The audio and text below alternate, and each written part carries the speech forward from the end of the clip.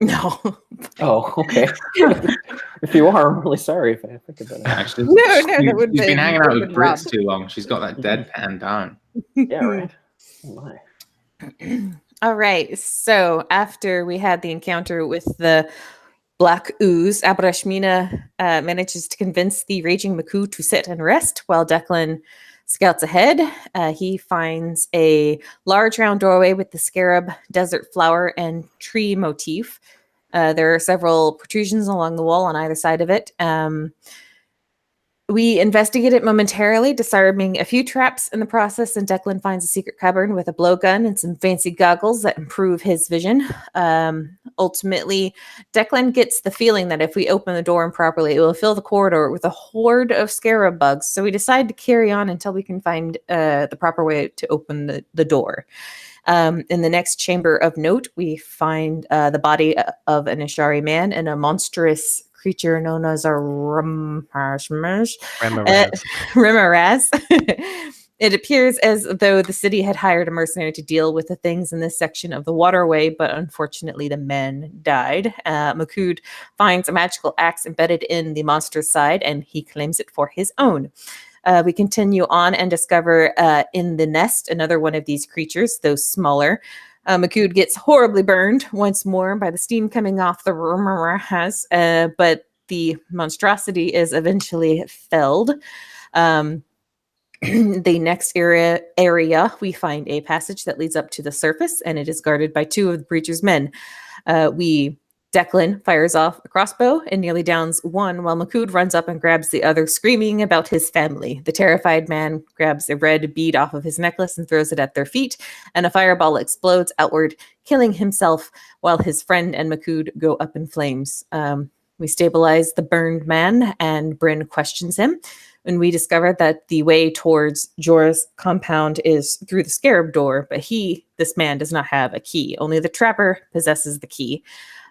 He also warns us of the traps ahead, a scythe in a long corridor, a trigger plate that falls into a pit, a flooding room that's triggered by a tripwire, and more monsters, a giant snake and fire-biting insects that sting like fire or something like that.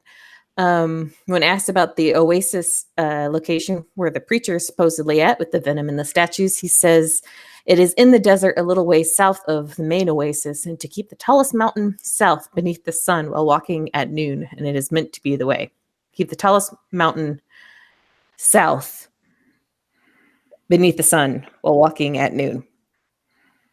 Words that... Yeah. Anyways, the lackey doesn't have knowledge of the preacher or the ghost's whereabouts, but says that Kolo, the shipper, is out at sea and will not return for a month, and that his ship is called the Chain Forger, and he makes port in the eastern docks and bribes an official named Quizma. No further information can be had. Declan manacles the man, and he and Makud take him topside to turn him into the constabulary. Makud helped Declan get him into a cart, and I believe Makud's plan was to come back down into the sewers and rest while Declan took care of the man.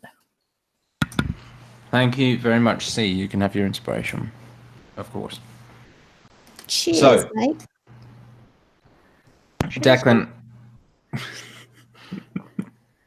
as I mentioned, God damn it, Dan.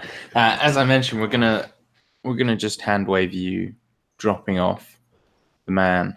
So you kind of move through the streets, taking him on this cart. He's well bound with your manacles.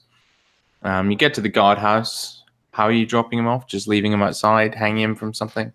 Yeah, I think I'd probably bind him up real good, and see if I could hoist him over some kind of, I don't know if there's a lamppost or a banister coming out of a building. Yeah, you could hang him from a balcony or something, maybe. Balcony, maybe near the police station. Yeah, sure.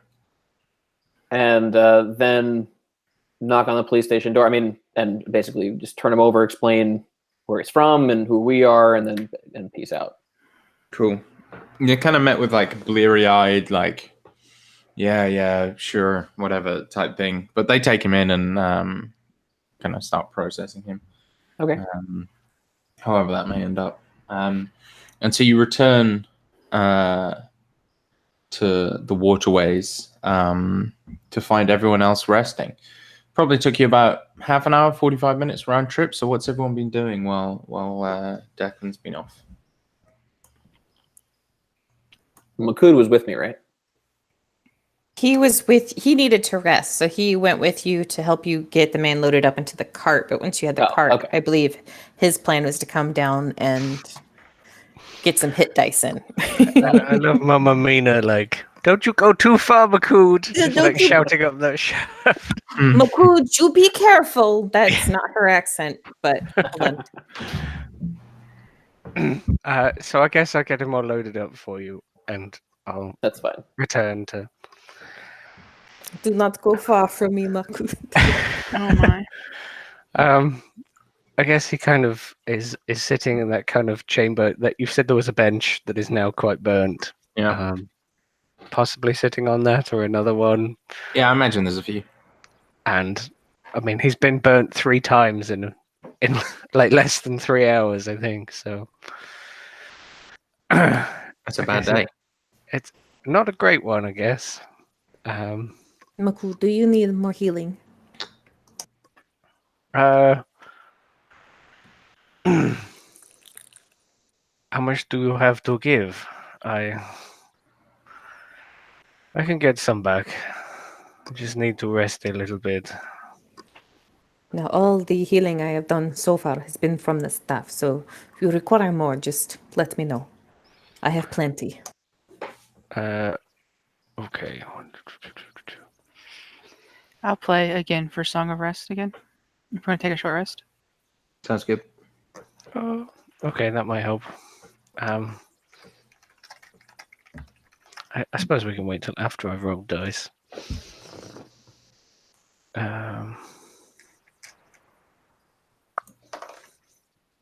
Does anyone else need to rest, or have I been the only one? No, I haven't taken any damage yet. Yet.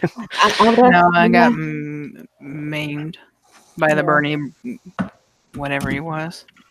Abrashmina is unharmed and has only used 1 spell slot this entire excursion. I love it that I'm like horribly scarred, like horribly burnt and scarred. What would kill a mortal man several times over? And everyone else is just sitting there twiddling their thumbs. No, we are not twiddling thumbs. No, not in battle, but I mean now you don't have any reason to heal. You're sort of the epitome of a meat shield. Yes. We are taking care of our Makud. We're gonna need lots of anti-burn cream. Sun cream stat. Oh, that was a good roll. Can get some aloe for you. They give it to the foreigners who get sunburned.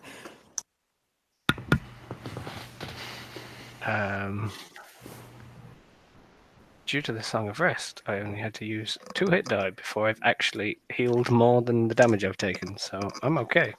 Nice. Yeah, so I guess he rests. I don't know if... I mean, there is the soothing song, and I don't know if Mina has some medicinal skills that can help. If she is mending any of like your broken, if like any of your clothes got singed or burned. She's trying to repair what little. I know you don't. That he like mostly wears jewelry or whatever, but anything that decorative, yeah, anything that got damaged, she is like using mending to spruce up a bit. Where's your wiki? So yeah, Makud's looking much better. And he would he'd definitely like appreciate that you've fixed whatever kind of surely decorative-y things that he wears. And then Are you at full health? yes, completely. Okay. I actually overdid it with only 2 dice and the healing dice, which is quite surprising because I had like 26 points of damage. Could I have spent any more time trying to repair Makud's hammer? I know he's got the big fancy axe, but I would like to spend a little bit of the time. You can make me I will say a wisdom check, just straight. Okay, some dice might have been a good idea for me to have already. Oh, that one served me well. That is a 16. Okay. You think it'll probably take like a good evening to Okay. fix the hammer. You The things that can could have do it, been but the things that could be fixed quickly. I got the first time I tried yeah, to fix this it. is going to be a Gotcha. bit more, as my dad would say, A level. You're getting pretty good at the songs of the sand, Bryn. They almost sound like something that I remember from my childhood. Thank you. I've been practicing actually. Maybe when we go out to the desert, you can hear how the wind whistles through the stones of the mountain. That is where most of the inspirations for our kind songs come from. I should love to hear it.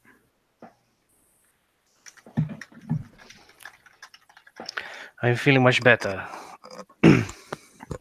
Shall we see the next thing that will try burn me or themselves? Am I back yet? Sorry. Yes, you've been Yes. back for like half an hour. It's very quiet. Just practicing his smolder in the corner. Did not have too much trouble up top. Not too much, no. I don't know. Did I feel like I had a decent interaction with the police? Yeah, you think you got about as good as you can expect for this kind of time of the evening. I think going forward, I shall have to endeavor to make a personal relationship with some of the law enforcement in the city, but it's a good start. If you're feeling well enough, Makud, I agree we should set out. Makud nods. Totally. Declan will scout off ahead a little bit. I do have a question for the DM. Mm-hmm. The necklace with the Red Bull's beads that the man had. Am I during that short rest or whatever? How many beads remain? There are 2 beads remaining.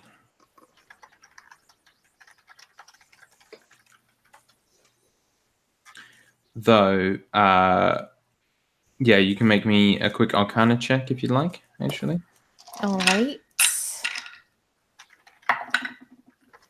Not very good. That's an 11. Okay, yeah. There's not much more you can glean from this, to be honest. Okay. I will have spent a little bit of time trying to. I don't think it is a thing that requires attunement. It did not seem as though the man was very attached to it, but she spent some time studying it whenever it became clear. That's true. Okay, well, essentially, yeah, it's like a necklace of fireballs, though these ones, you get the sense they won't regenerate. So Mhm. once those 2 are used, that's it. Gotcha. So it is like a normal necklace of fireballs. Gotcha. So can I scout off ahead? Yeah, sure. So which way? There's this room sort of kind of a dead end. Like there's the way up, but the only real way beyond this room is back the way you've come. Okay. So if you remember, there was like this way is sort of what's the word, like a junction. So there was 2 ways that you could have gone, but you went this way instead of whatever the other way was. So it's either that really or the beetle door. beetle door. Well, let's go the way we haven't gone yet. Okay. Make me stealth and investigation or perception, whatever you'd like. Sure. Hey, buddy. Stealth is Bupkis. It's a 9. It's not great. Ooh. Yeah.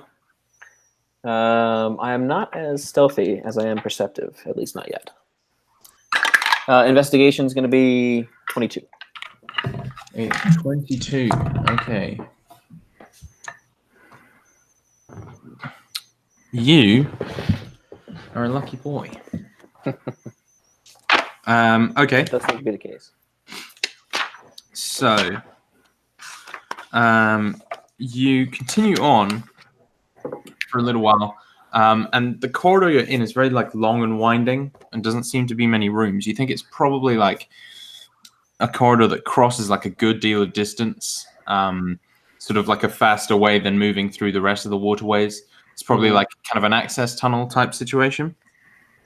As a result, then, could you please roll me a D100? Okay. Dun, dun, dun. 68. Okay, so you continue on for a little while, and you find the sort of one corner. You find a very old-looking skeleton, like slumped back against the wall, dead for like so long. There's not an ounce of flesh on the body. The nose is completely gone. And he's wearing these old, ragged, blue kind of mage robes with sort of this like brown hood that's kind of sitting awkwardly over the skull. You see that he looks to be have been kind of picked clean mostly, though there is like a sort of bulge in like the breast of his robes. There's something concealed there. you think? Does it seem to be inanimate, whatever it is? Yeah, it's not moving. It's just like a kind of vague. Yeah. Unless there's any obvious signs of like some kind of trick or trap, I'll examine what the. Yeah, you don't think so. So you sort of pull it apart and you pull out a sort of fairly large glass bottle. The liquid inside is kind of this like very, very faint sky blue of whatever potion you found. Blue potion. Yeah, and it's sort of the cork is like starting to decay, and you think may need replacing soon, but that's no worries for you. Okay. Does the path go on at all, or is it just going to end? No, it continues on. Though at this point, I imagine you're quite a ways ahead of the rest of your... I'll plan to stay as close to about 100 feet away from the. Okay, so you're not going too far. Yeah. All right. So you continue on for probably another hour and a half, 2 hours, just down this one corridor. It seems to be taking you like right across the city. I don't know if you want to continue to pursue. When I'm at that decision, I will stop and wait for the party to catch up and say, Cool. as far as I know, this goes on across the city. Could go someplace interesting, could take us all day. The man did say that Joro is behind the... Or not Joro. Yes, Joro is behind the scarab door. Are we wasting our time investigating this? Does seem to feel that way. Do we have a key to the door yet, or some way to open it? No, they said that something that they could do with the protrusions. That's a hard word to say with an accent. Protrusions. Protrusions had something to do with it. There must be a way of activating them without triggering the trap. No, give it a shot. Maybe with a little bit of divine inspiration. Give us an edge. I will do my best. So we'll head back to the scarab door, and I'll start futzing with the thing. Do you want me to make any more stealth checks if we're like things like that? Those are not necessary. Okay. So what are you futzing with exactly? Well, so we're gonna go back to the scarab room, and we're gonna see if we can find a way to open the door, or try to figure out the mechanisms of that room and these traps. So, looking at the I'll give you a quick reminder then. So there's 6 of these protrusions in the wall.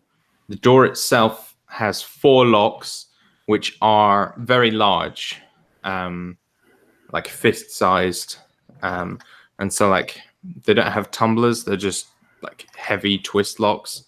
So you kind of need the key to work those. The protrusions you've heard can be Something removed. inside. Right. And it sounds like there's something chittering inside them, right? Yes. Every single And- one, or just yeah. specific ones? So if you like go around and listen, you do hear every single one. And they seem like they can be removed. Yeah, you can see a seam, definitely. And I see if any has been twisted or moved more than the others. That would be an investigation check. Can I help Declan see those one? Yeah. I would welcome the help. With some guidance. Yeah, there you go. Oh, that's good. Not a natural 20, but a 20 with guidance, and then a total of 30. Okay, so there are two that stand out to you, but more because they haven't been moved. It's the two closest to the wall, and those seem like they haven't been moved at all, whereas the others have like faint kind of scrape marks along the edges. So the ones nearest to the door itself. Okay. Mhm.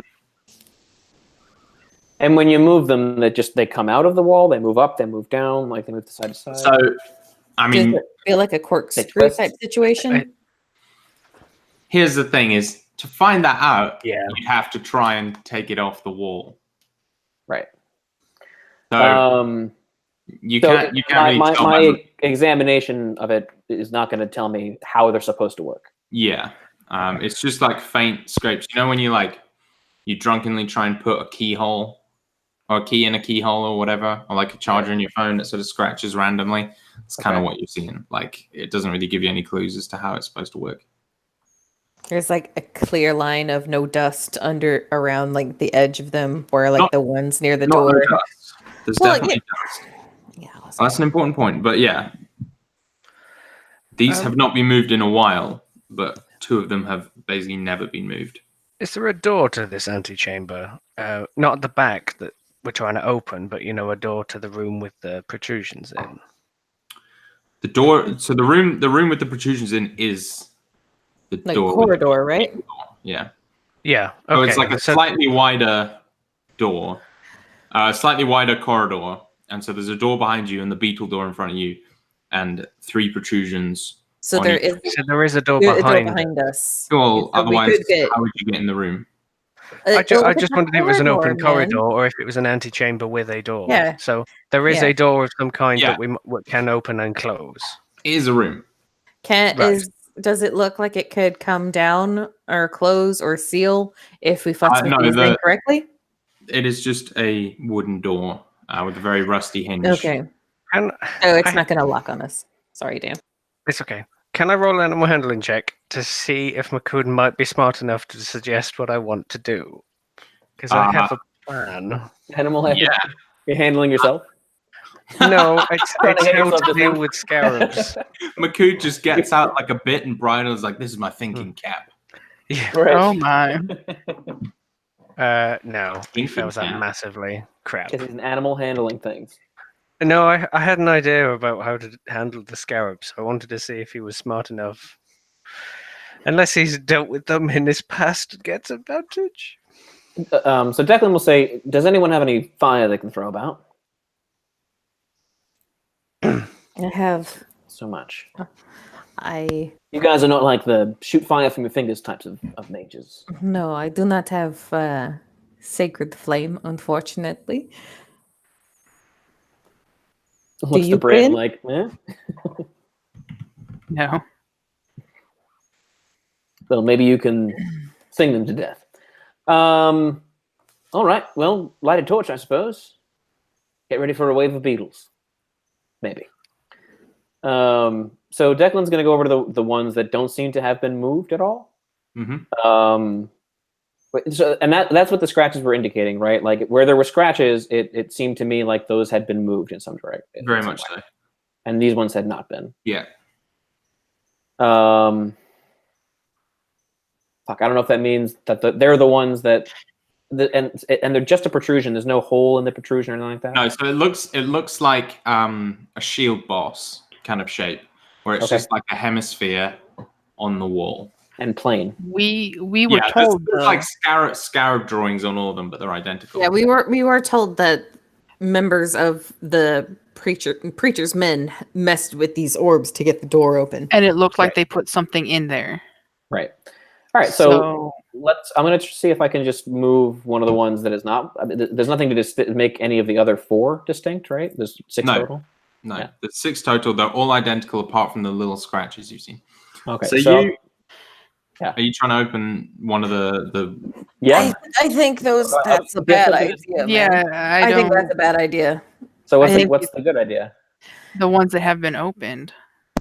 That have been opened? Yeah, Is because I think anyone who that- wants to use this door in the regular will use the ones that have been opened because they will have opened them before. Because they put the keys in there. I thought the ones that didn't have any scratches were the ones that hadn't been opened or moved at all.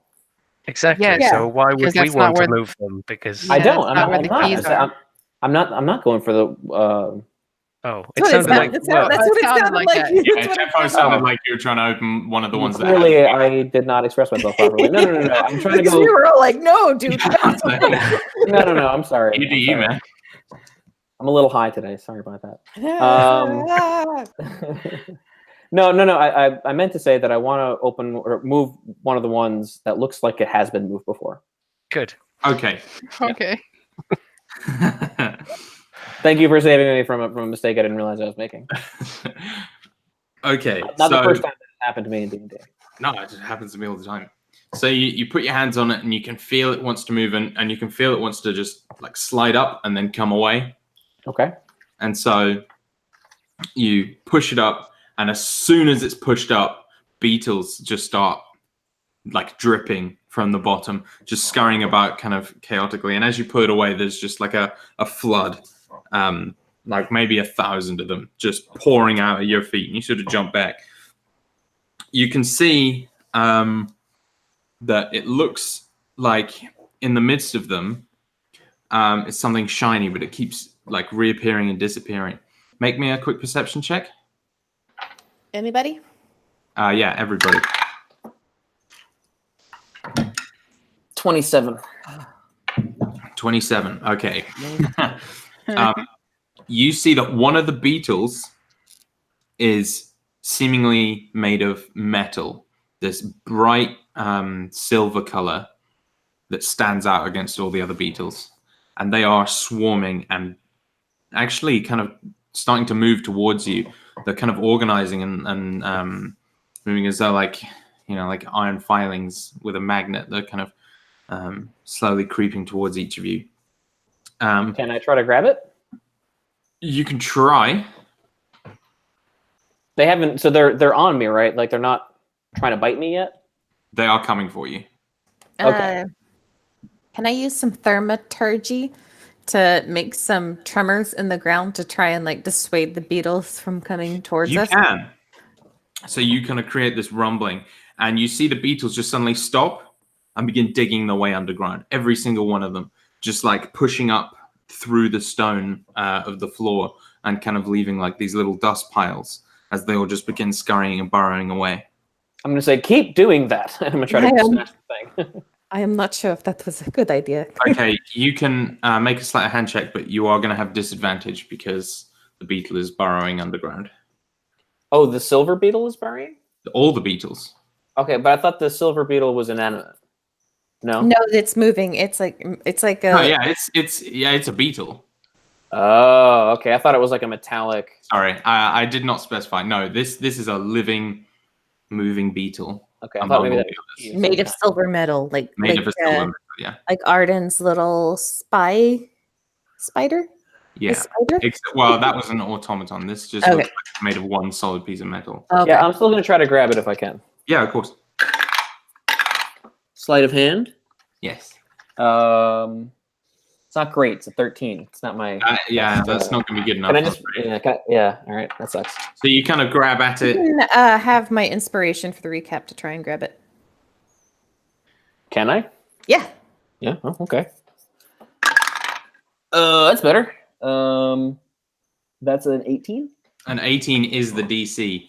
So Ha-ha! as it's going, Thank you. you just grab like the very back of it, and it just kind of struggles against you, like its little legs flailing, and like trying to kind of scratch at you, but it can't really. So it's just trying to pull away. But you now are holding this struggling beetle. The Watcher is watching. Sure, what we're supposed to do with this now? Perhaps it can be made into the key. Like as it's like wriggling in his hand, like Abrashmina is gonna like tap its like thorax or something with a fingernail to see if she can, like if it will like turn into a key. It doesn't. It Okay. just keeps scurrying around. Mm.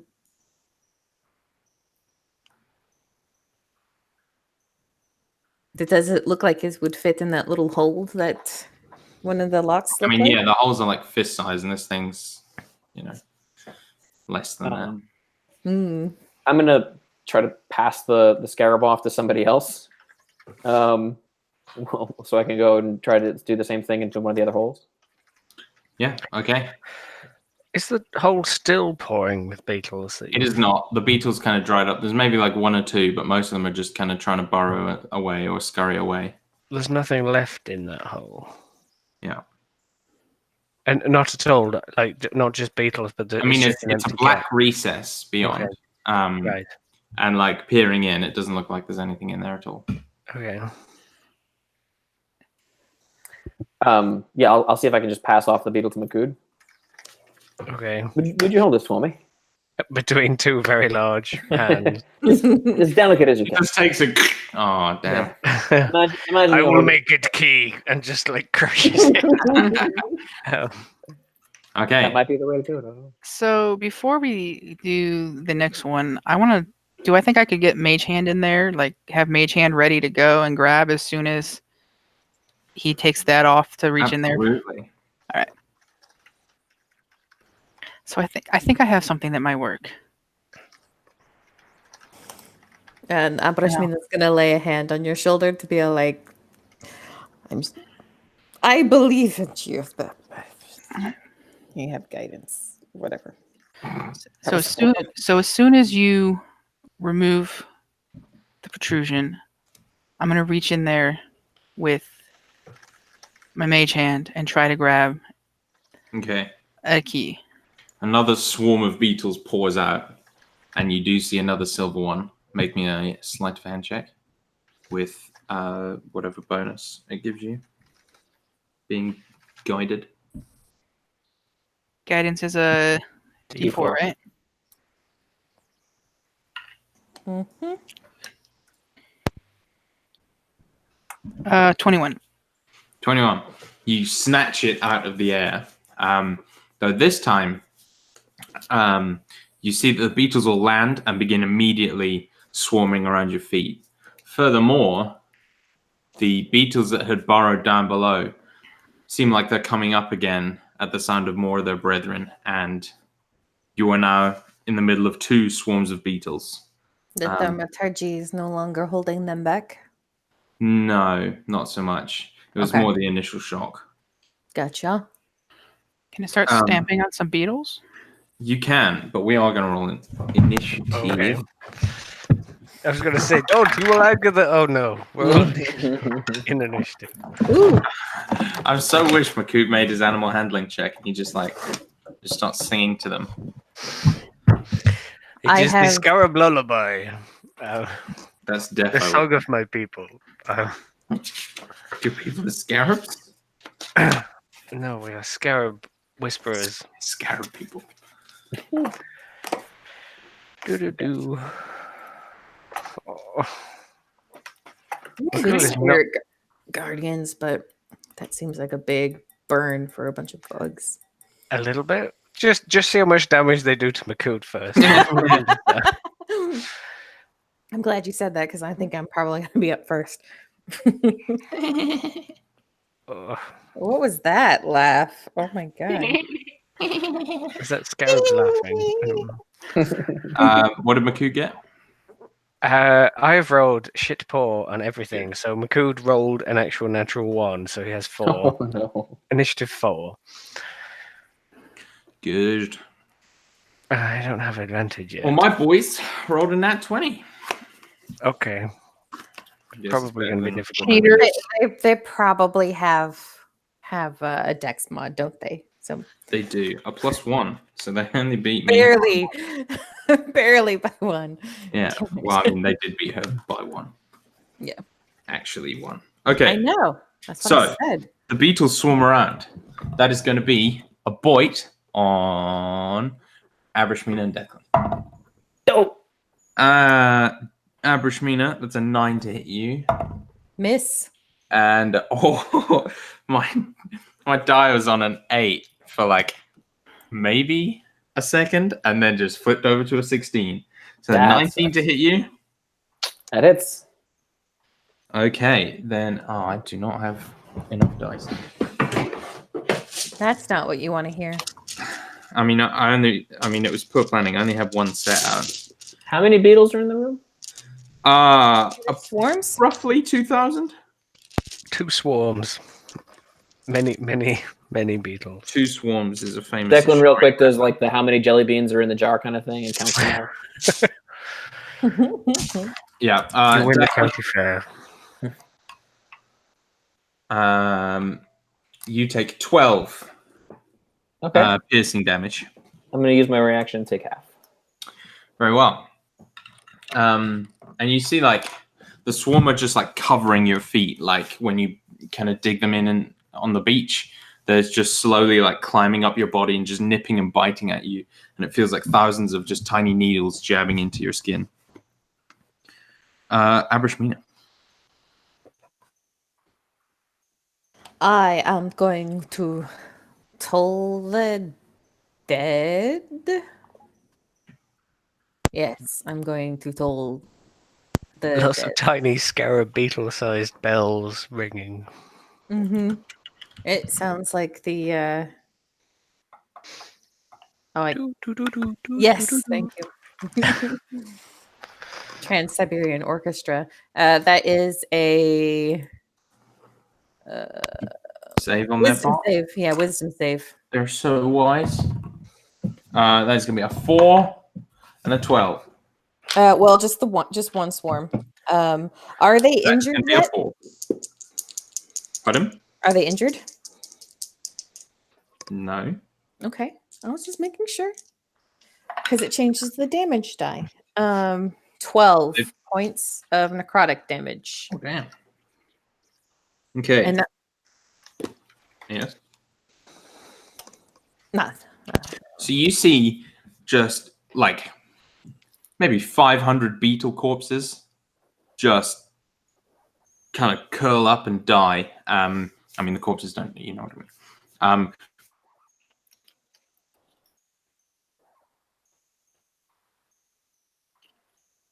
Hello? Hello? Rob, Yes? I think we lost you for a second. You trailed off. We saw them curl up and die, not the corpses, and then Oh. and then that was it. Oh. My apologies. Can you hear me now? Yeah, Yes. I don't know what that was. Said, oh, okay. I didn't actually say much more than that, to be honest. I just reiterated myself. yeah. Okay. But so yeah, just like half of one of these swarms just dies. And the ones that remain are sort of still trying to bite, but it's getting much easier for them to survive. Or much harder for them to survive, my apologies. Declan. So what's the ceiling above me look like? It's about 10 feet high and pretty flat stone. There's probably a couple of handholds if that's what you're going for. That's kind of what I'm thinking. Yeah, if there was a way, if there's like banisters or anything that I could like brace my arms against, I'd Yeah. sort of like to disengage because I'm in melee with them right now, right? You are. Because they're biting me. So I'd like to disengage and basically like leap up and shake them off me. Okay. And try to brace myself in the ceiling. I will say if you're like trying to actually just climb like off the thing, I'll say that's probably going to be a movement as well because it's a climb speed type situation. I was figuring like a parkour off the wall and then up to the ceiling. Yeah, but I don't know if that's within the scope of a disengage, is all I'm saying. Well, it'd be bonus action. No, of course. It'd be bonus action, disengage, and then either action and movement to acrobatics it or something. I don't know. Okay. Yeah, I'll say you can still have your action. I think bonus movement is enough for that. Okay, so I can move there and take an action? You can. Okay. Then I would like to... Not much I can do against swarms. Or they have they would have like resistance to piercing damage, I bet, right? That would be a bet that you could make if you were wanting to make that bet. So helpful, thank you.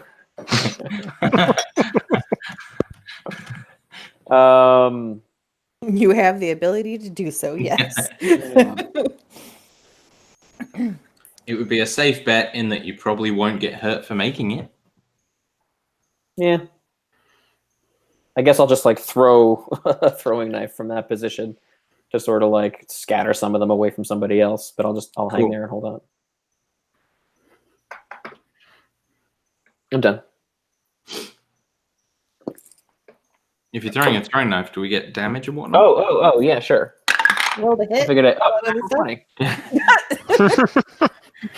Yeah. I'll just roll a natural 20 while I'm at it. All right, well, just roll me some damage then. Is it sneak attack? If you I mean, they attack are in the melee. your Abrashmina, yeah.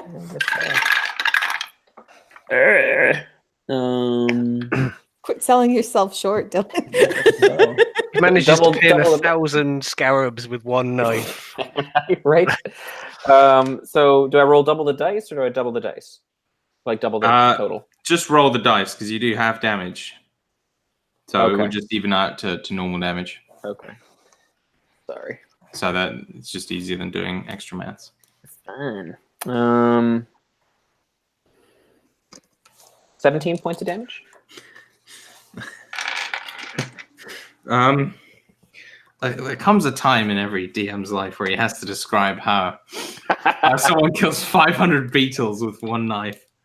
There's just a player where Declan threw his knife. Yeah. The So impact I is like imagine, it's less the knife and more the jumps, right? Like it's you kind of jumping your way up, kind of beetles falling, everyone kind of stamping on them. I don't know what to say. Like the book says that you did it. Yeah. You killed the master beetle and all the other you fucking, you know. I shook their resolve. My Yeah. awesome acrobatics You frightened spotted them the one so. with like the beard and the Yeah. cane or something, the wise one. You just you Killed like the leader. yeah, you blew up the Trade Federation station so all the droids die. Yeah. In his head, Declan's like, I knew I was good. I didn't think I was that good.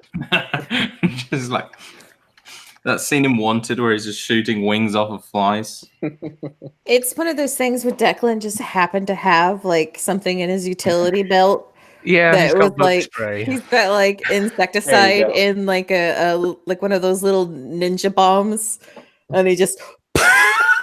I basically threw Portal. poison gas at your feet, but it's. I knew that it was so powdery that it would fall immediately to the floor and not be breathed It was in. about to go bad, and it got kind of damp during the ooze fight. He throws his knife and it was about to miss, but it bounces off the two like pot lids, the two protrusions, and they just go spinning in the thing. Ricochets, yeah. Yeah. He So just is has that 500 tiny knives. I am exactly prepared for this situation. Oh no, Thank let God me I just open my know. beetle killing kit. 1,000 ball bearings. What would I ever do with 1,000 ball Right. bearings? Sharpen them all into tiny knives. So is that all the scarabs so far? That there's is another one of the swarm. swarms. Is that the swarm? Okay. Well, I'm done. Bryn, Can I slashy at him? you can. You're using rapiers, right? So it's like Yeah. making yourself a little kebab stick. That is going to be a 25 and a 24 to hit. Both are hits. That is considered a delicacy in some parts. I'm very Scarab excited man. about that. The scarab. 9 and 8 piercing damage. 9 and 8. Mhm. You do not kill a swarm. God damn it. But I imagine you just sort of like the points of your rapiers are in the floor and you're just spinning. Wee. Makood. So Makood, I imagine, was holding this beetle, and you don't often do that one-handed. And I don't have any one-handed weapons anyway, but he would be holding it with both hands. So he's like, he can't like get at his weapon because he's holding the beetle. So he's like gonna struggle, and then he's like stamping around, and I imagine hooves are super effective. I imagine they're more like bludgeoning than piercing weapons. Yeah, 100%. However, due to certain things that he is experiencing, he's at disadvantage to hoof these things. So I will attempt to hit one of them.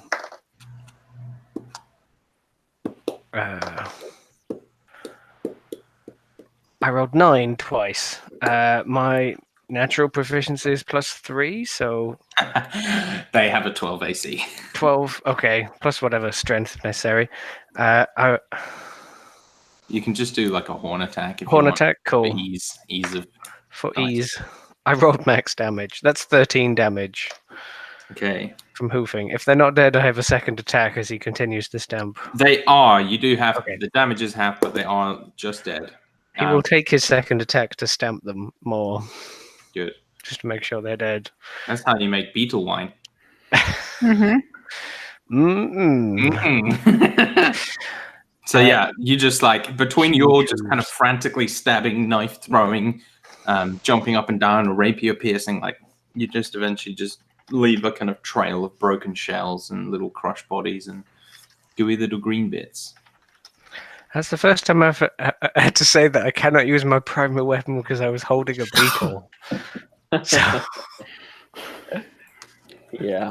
That's the first time I've ever seen someone kill 500 creatures with one knife in a single throw. Man, that's the last time I run swarms. I found a key hole in there. There's a lot of abstraction required to do that. Big time. I think you kill a certain amount and the rest dissipate. I think you kill the king beetle. Very well. Your knife To the gets left. covered in royal jelly, and then they all just like, ah! Kill It's like one of it- them, the other side of a heart attack. It's like Don't die of fright. it's like in Dead Rising when you have like the jar of like the queen bugs, and you can like slam it down and like kill all the zombies around. I feel like there should just be a better like rule for dealing with swarms. You know, Yeah. it would make them a lot more deadly, but The like- problem with them is like it would be super unfair to players to be like, there's 1,000 creatures. What the fuck are you gonna do about it? You know? well, it would become a very high level threat, right? Yeah. If it's still a creature as a swarm, it would have much higher hit points. Yeah, it should. It I was gonna and- double these guys' hit points, but then I was like, I'm gonna hit them with, would be something you would do to higher level characters who you who would have the ability to like kill off mass swarms of things at once. Yeah. Because I mean, a fireball sorted right out. Right. They have vulnerability to fire or acid or something. I don't know. Yeah. Or like area of effect attacks would affect Right. them more. Yeah. Some more nuanced rules. I Anyway, like- ready to do that again? Get more of these things to move around. Perhaps one at a time. I just realized all that time you're holding on to one of them in your mage hand as you like go to work.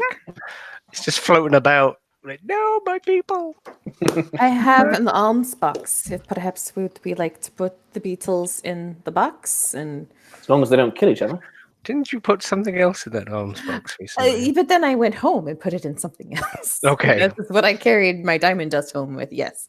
It's just a container I have on my person. I Okay. could put them in the sensor. Would that make you feel better? Mm, Then they have air holes. Beetle smell. That's true. that's a Yankee candle. I'm actually burning a Yankee Scarab candle summer. right now. Makood like offers his huge hands like I would put them in the box, please. Abra Shmina will carefully maneuver the box and lid to kind of like scrape the beetle into the box, Yeah. and then like open it up a tiny bit for Bryn to put her mage hand through, so her mage hand could be free to catch another. Yeah, that's no worries. You can get them in. With guidance on whoever's grabbing the next one. Sleight of hand either way, right? Yeah, it's sleight of hand either way. I. So, are we opening Was more? it disadvantage for me and not for Brynhild because she was using a mage hand? It was only disadvantage because of the thaumaturgy. Oh, Because it was trying trying Because to it was trying to They're get away. all trying to escape. I see. Whereas well, if they're Whereas not she was ready. She was Yeah. ready for it. great. What's your sleight of hand, Brynhild? It's +5. Oh, you do it then. Well, I don't know why I'm bothering. You take the thing off, and I'm ready to grab. All right. Worked the last time. Can I stay attached to the ceiling and like maybe brace my legs there or my knees there and You- hang you and, could- and try You to could probably hook it up with your foot if you really want it. stay off the floor if that's all right with you? All right. I'll remove the thing. Ah, you fool! These are anti-gravity beetles. Ha you fucker. I mean, they can fly if they so choose. But no, you open it, flood of beetles. 25. Sure, yeah, okay. You are able to grab the beetle, and as the swarm surrounds, it is gonna bite Makood and Bryn. You got fucking 6 again, Makood. So Mrs. Makood. Oh, and then an 11 to hit Bryn.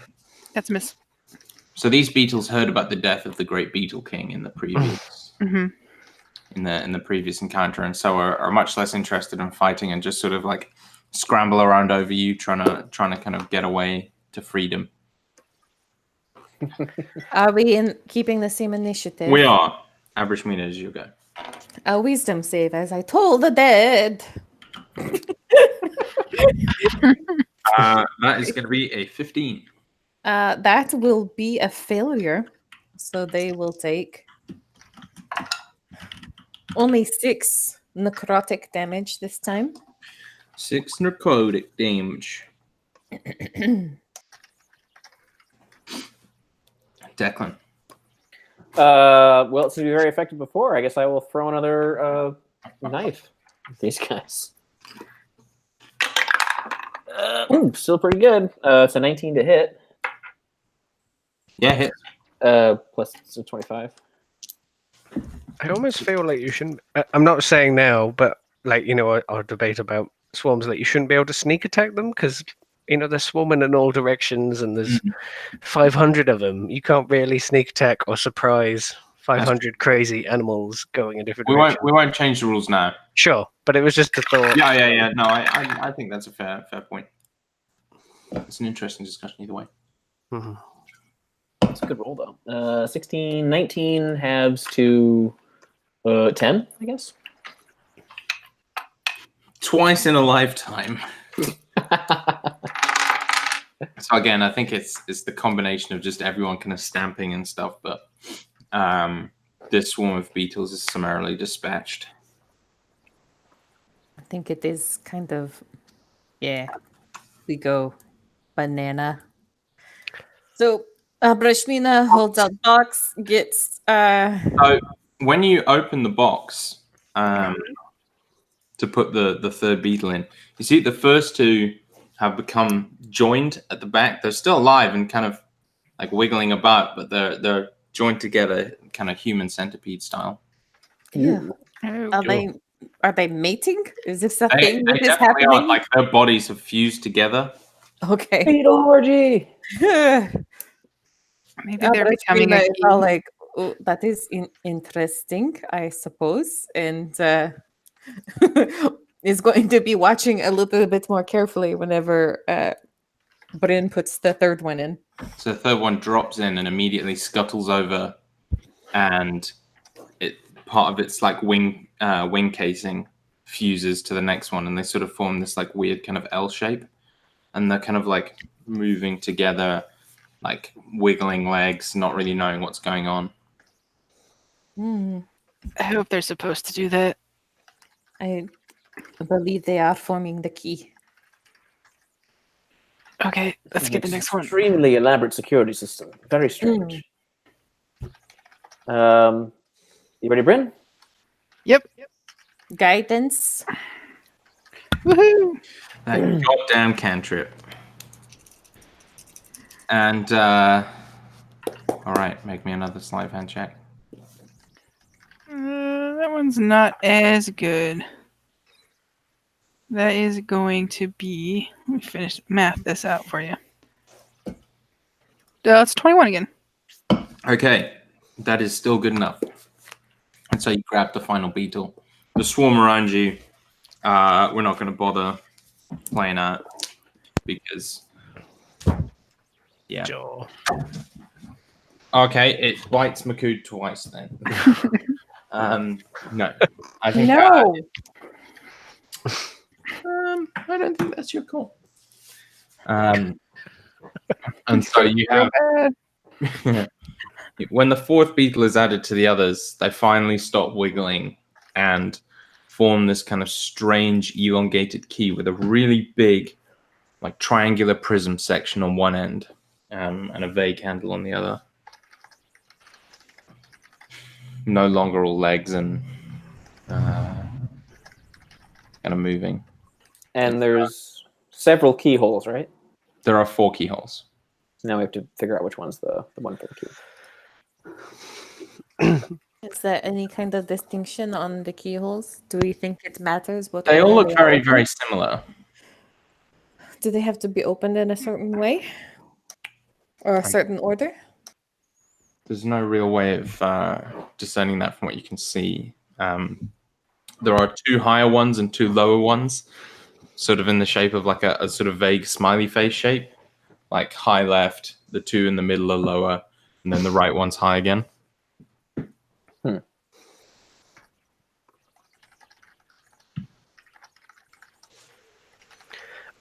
I just have to say, the notes kept trying to correct Beatles to the Beatles, like the band, which made that seem much more funny for me in my head as they're all like climbing out of these bowls and around our feet. Thousands of tiny John Lennons. A Hard Day's Night is playing. Oh no. Oh no. They're running from a swarm of girls.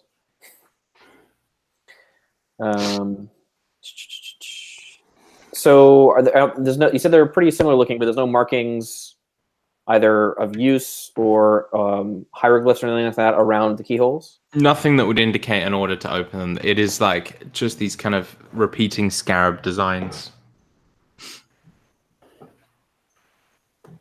Maybe you should see which one fits the key. We've followed Abrish, them, though. can Abrish Mina hold up the box to the like door to see if they react towards one of the holes? They don't react. This key is no longer it doesn't have anything kind of beetle related about it anymore. Sort of like the last one's kind of filled it out and turned it no longer into a Yeah, quadruplet of beetles. makes sense. Question mark. Well, They all look like they'll fit the right size for the key, right? Yeah. I do not mind suppose- trying it. I suppose you could if you wish. Wouldn't recommend it. I wouldn't feel right about just letting you do such a thing. But The Watcher will guide me, and by that, she's going to roll a d4 and put the key in the top one on the left. Okay. You put it in. You turn it. It's quite hard to turn. It's like it's a very heavy mechanism, but clunk, it turns, and you hear like something kind of shift behind the door slightly, and then silence. I'm gonna listen and try to perceive whatever I can about the door and what's happening, the mechanisms behind it by hearing.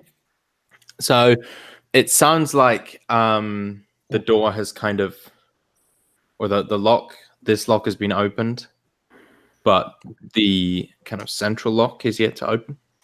Okay. Yep.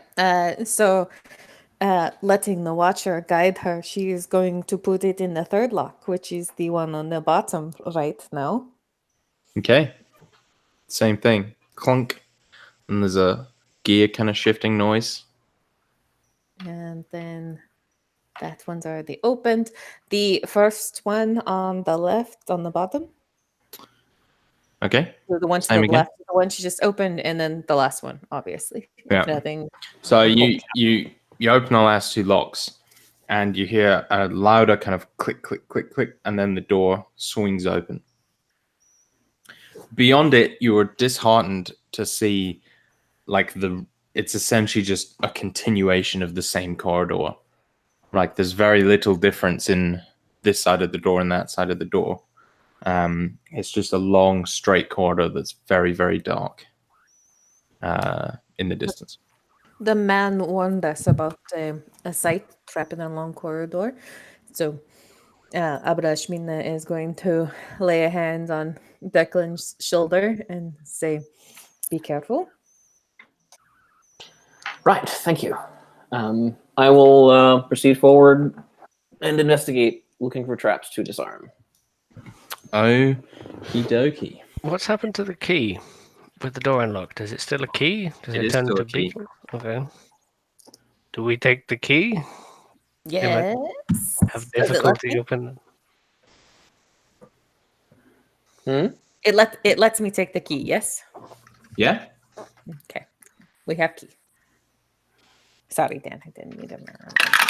That's okay. 21 on investigation. 21 investigation. That is good enough. You see that about halfway through the corridor, before you reach any kind of pressure plate, you see kind of in the left-hand side of the wall, there's like an inlet, like a gap in the wall, almost like a seam. But you can see that just inside is the wood of the handle of a scythe that stretches out kind of into the wall, and the blade just pokes out ever so slightly. Can I try and disarm it? Yeah. Is these tools dexterity or intelligence? It's dexterity, right? Dexterity, yeah. I think it's technically whatever the GM decides it is in that moment, but yes. Side is fucking dexterity, right? So go. Cool. That's going to be a 21 again. All right. You reach in and you can kind of feel the spring mechanism, and sort of hooking with your thieves tool, you're able to unhook the spring from the scythe. So it's just sitting there now, and even if you step on the pressure plate, it has no spring to kind of fling it out towards you. Okay. You're confident that this trap will no longer go off. Well, proceed forward. And as you kind of walk forwards, your foot does like click in a plate, but obviously nothing happens. And you continue down the hall for some way until you come to a perfectly round chamber.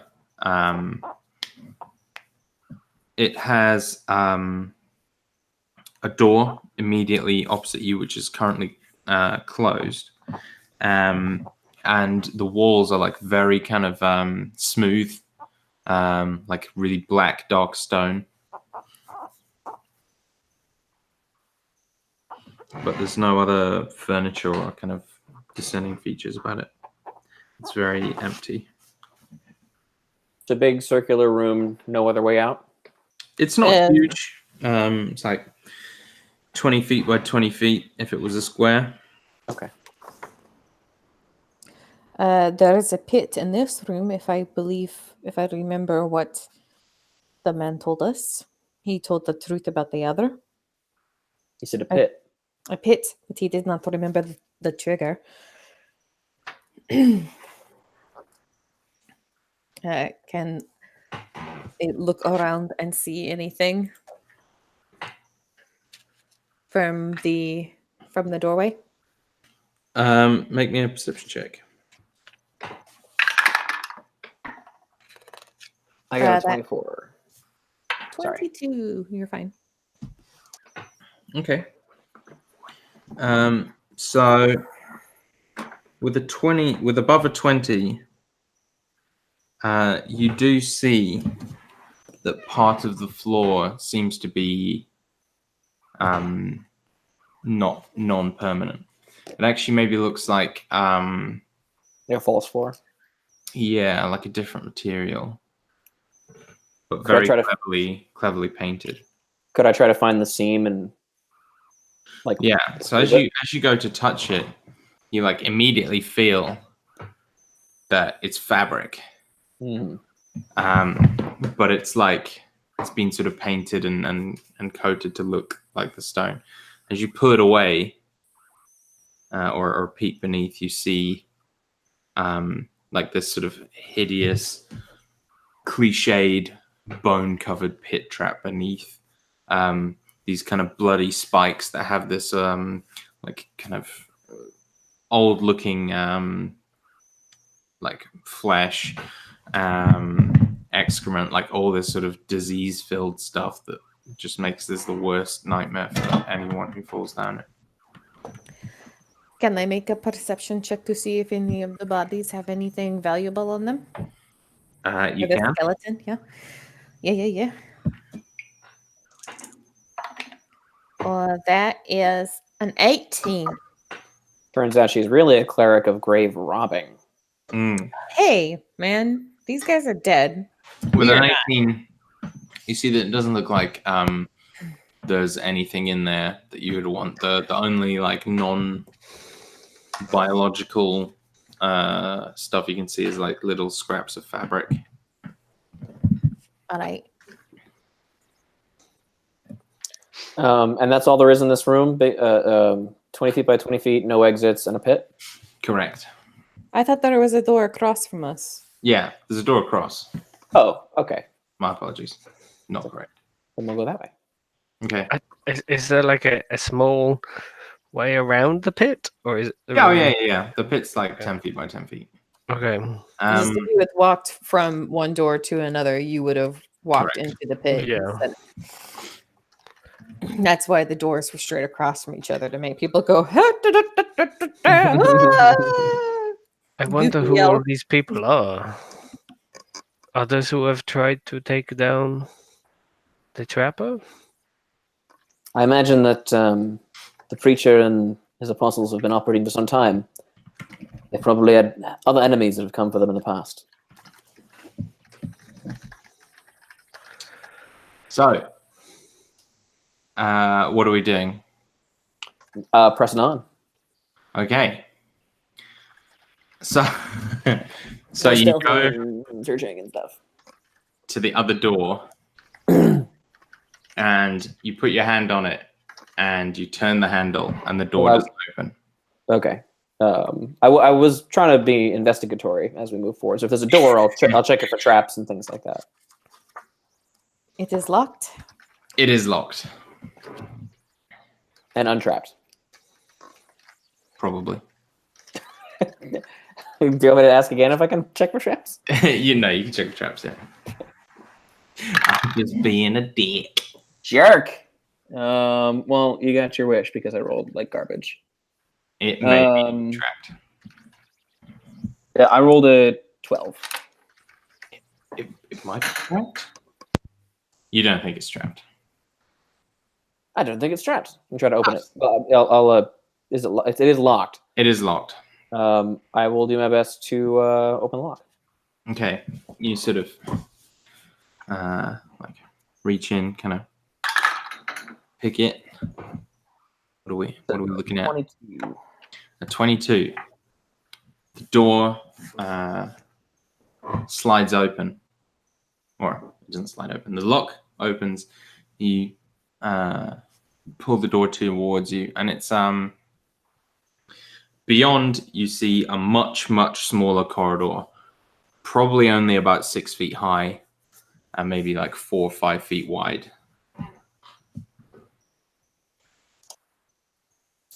One more time. Ahead is a long corridor, but only a few feet wide.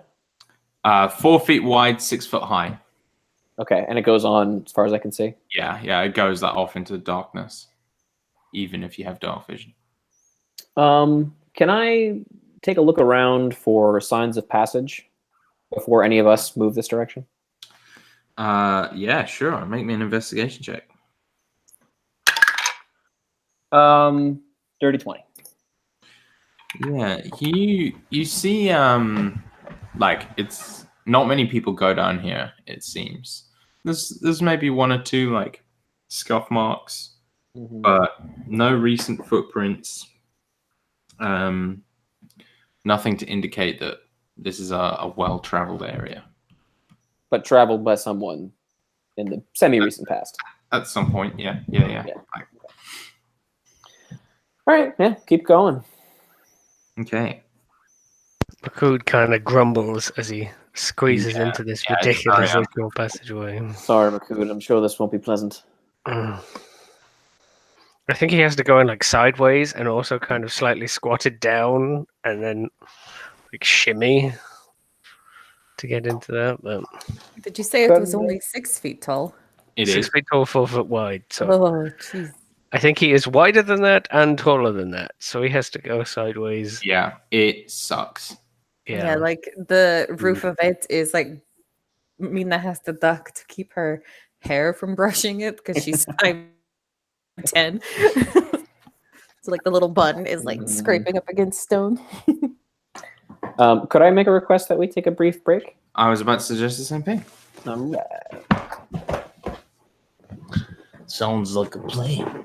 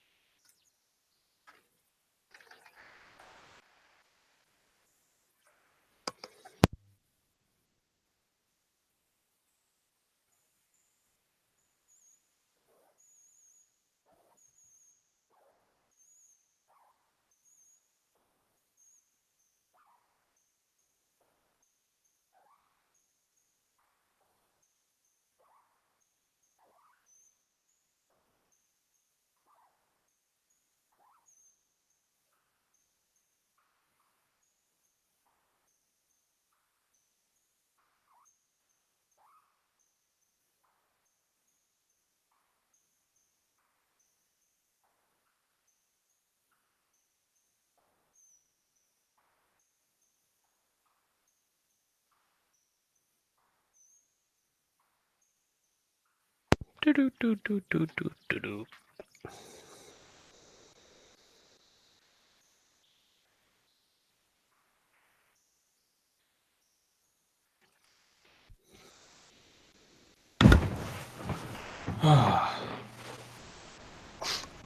You good, man?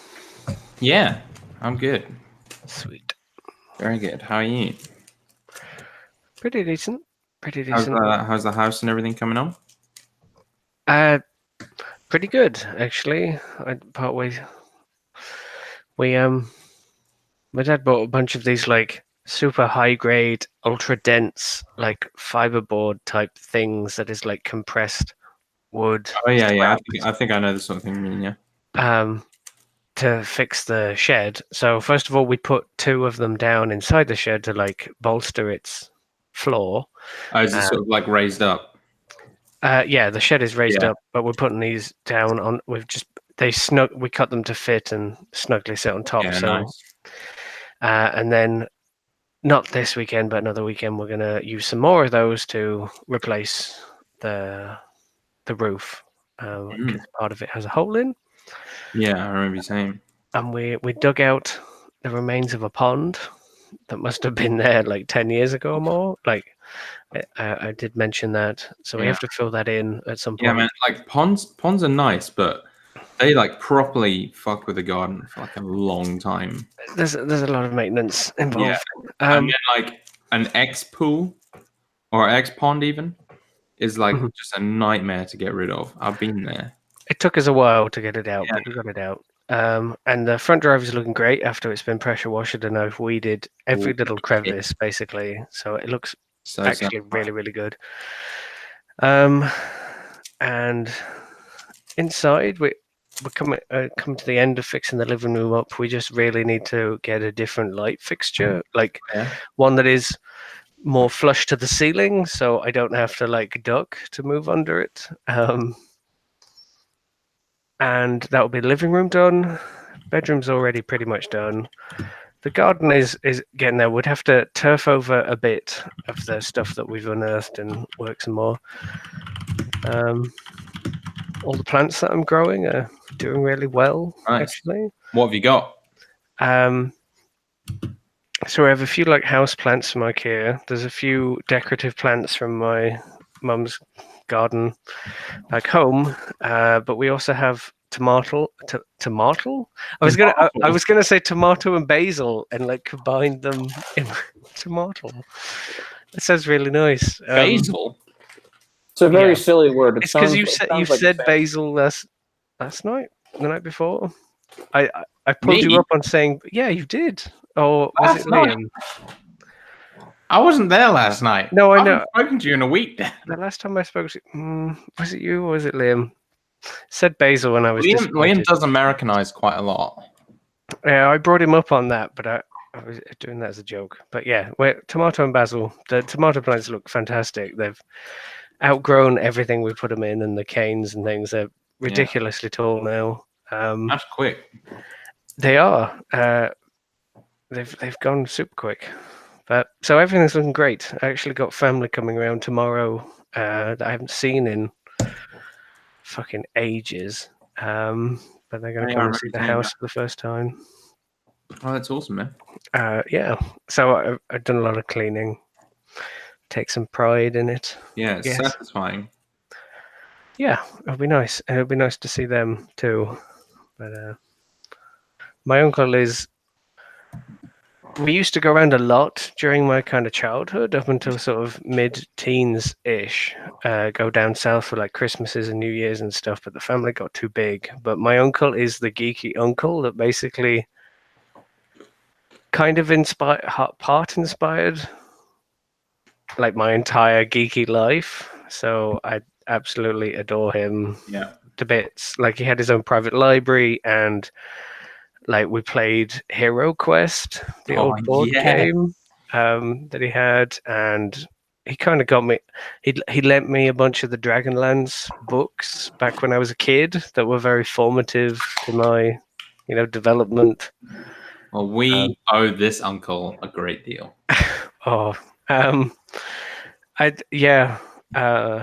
He really. I mean, I was already, going in that direction, but he certainly like sparked that much further. Yeah, I had to go my own way. I mean, my dad like would join in with games and stuff, but he's not overly like that. My uncle is the only member in like my entire family that is like me, pretty geeky. Although he works a lot and doesn't have a chance to geek out quite as much, but he's a big history buff and all the rest of it. So it'll be very nice. I haven't seen them in like a year or more. It'll be nice to have them round. And this is the first time that I have a house, and I'm be able to put on a few snacks and food and stuff and go, look, I'm I'm doing it. I'm doing it. Yeah, exactly. And they're around all weekends, so we will possibly be going to like the airbase in Lincoln, like Bomber Command type esque bomber museum on Sunday. Be nice to go. But as he's here, he always wants to go and see like geeky things because we have like Warhammer World, we have Warlord games, and we have Mantic games, and nothing was a really geeky city.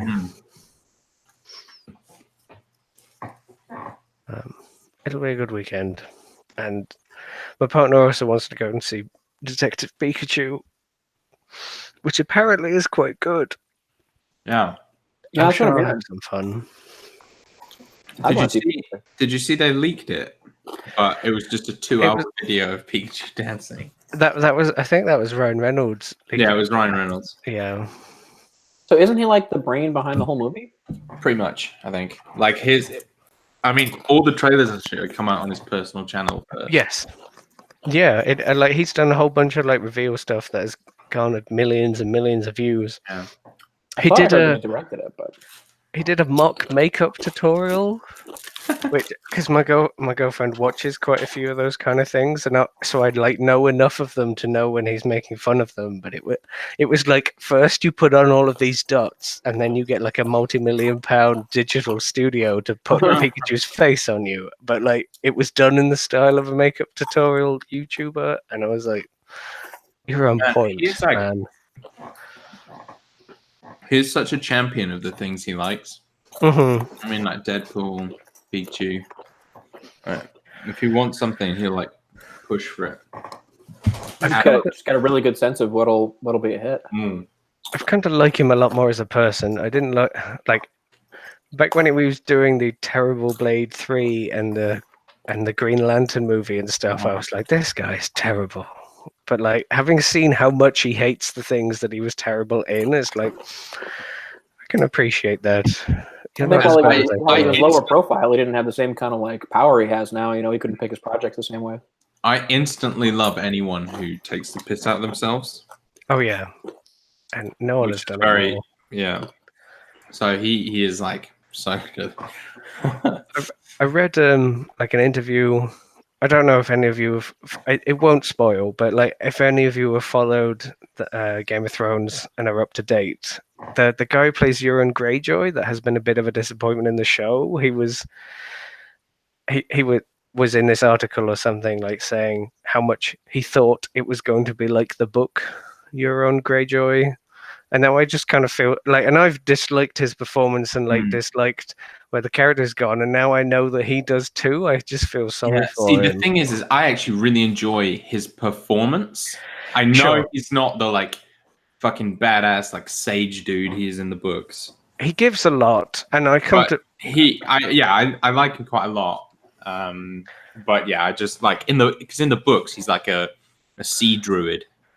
Yeah, that's the guy who wins the Kingsmoot, isn't it? For the Greyjoys? Yeah, he's a very like menacing and cool character in the books, but you kind of lose a lot of that in the show. I've watched breakdowns of that character on YouTube, and he's like, end of the world. I've gathered all these ancient artifacts, and so cool. Bring down world of man, and like apparently that's what the actor thought it was going to be like, and it hasn't. And so now I have to like direct my anger elsewhere because because like that character is terrible.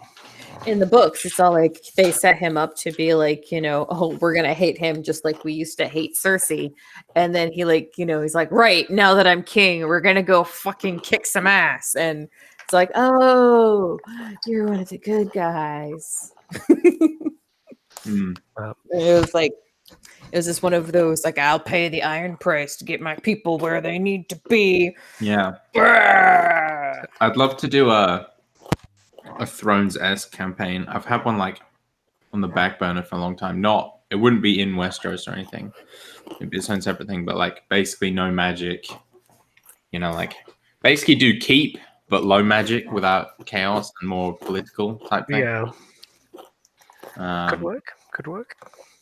Yeah, defo. Like, and I think take more like not give you guys an infinite mind, because that campaign was all about like, we want to see like how crazy and awesome and all the cool shit we can do, and we don't really care about being overpowered because we were just playing at high level and making a ridiculous campaign of it, and it was awesome. But I'd love to do like a super low level campaign where you like have to worry about, like, oh shit, our people are starving and we don't have enough food type thing. All that sort of hard decision shit. So maybe we'll have to do that sometime. Be up for that. And you'll call it Westland instead of Westeros. Easteros. Eastland.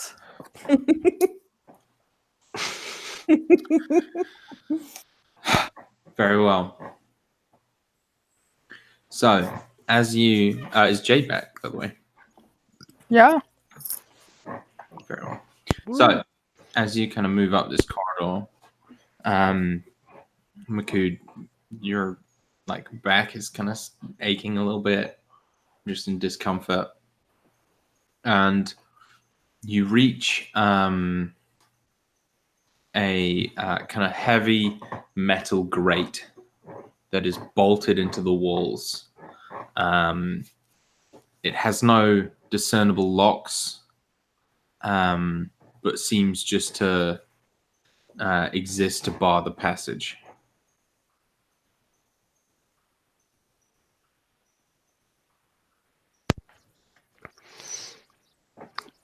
Okay.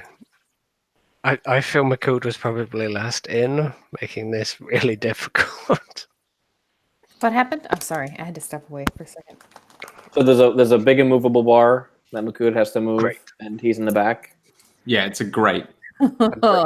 So it's 3 bars by 3 bars, like cross. And they're in the stone. They are like buried deep. Yeah. Okay. What is the hold up? Well, I've come up against an obstacle I can't pick. And there's no obvious way to open it, or No, there's no locks, no ways that it moves. It seems. Who Declan was first. Is Abarashmina behind Declan or is Bryn? Because I'll crawl underneath Makud's hooves. I don't care. let's see if we can just one at a time sort of caterpillar underneath Makud's legs, and get him up front. Just think of us as like your wyverns crawling under you. I'd rather you didn't think of me like that. Eat bigger food. Yeah, so you figure out a way to kind of squeeze past, so that Makud is right up against the grate. Because I imagine he's got, a back pressed against one side and his head is kind of like crooked and then his knees are against the far wall and he's just kind of like shimmying along. So It is soup's ox for Yeah. the rest of us. Just saying. some very awkward moments pass. Declan's pretty sure he feels a bull testicle just bap him on the forehead. Declan's like, we should get a speed bag for the basement. I don't know why that. His Dithonian manners won't let him say anything. All right, what do you do, Makud? I guess he shimmies up to the grate. I'm curious, does the tunnel beyond the grate get any wider? No, it looks pretty identical. Though, Okay. how far is everyone's dog vision? 60 feet. Like no dark vision? I can cast light. Abrashmina can glow for you all. How far does light? 20 feet bright, 20 feet dim. Okay. The tunnel goes on further than any of you can see. Okay. Is the grate is it just, you said 3 across, like 3 down? Are they separate bars or is there like a circular metal edge around them? So it probably was once like separate bars, but they've kind of been welded. It's made as one piece, essentially, is what I'm trying to say. Okay. But there are like weld marks at each of the corners. Right. Is it like built into the wall? Yeah, And it's like it's been placed here Okay. for permanence. Right. I guess to begin with, he's going to try and take one of the middle kind of spots, which I think would be the weakest, and then just try and force some sort of bend or vulnerability. Make me a strength check, please. Athletics, if you want. Actually. Sure. Yay, I rolled well for the first time this session. Athletics, that is 26. 26. Okay. It begins to +8. bend and strain against you. It's very strong, very thick, but it's slowly, you can feel it beginning to give. Would you just roll me a d4, please? Why, of course. Oh no. A 2. Good. Declan's just listening to see if anything's coming or whatever. I was about to mention that. If anyone and everyone could give me a perception check, please. My perception check? A perception check. My perception check is 24. 24 is a good I'm back to rolling shit. So I rolled a natural 1, actually. I got a 23. Okay.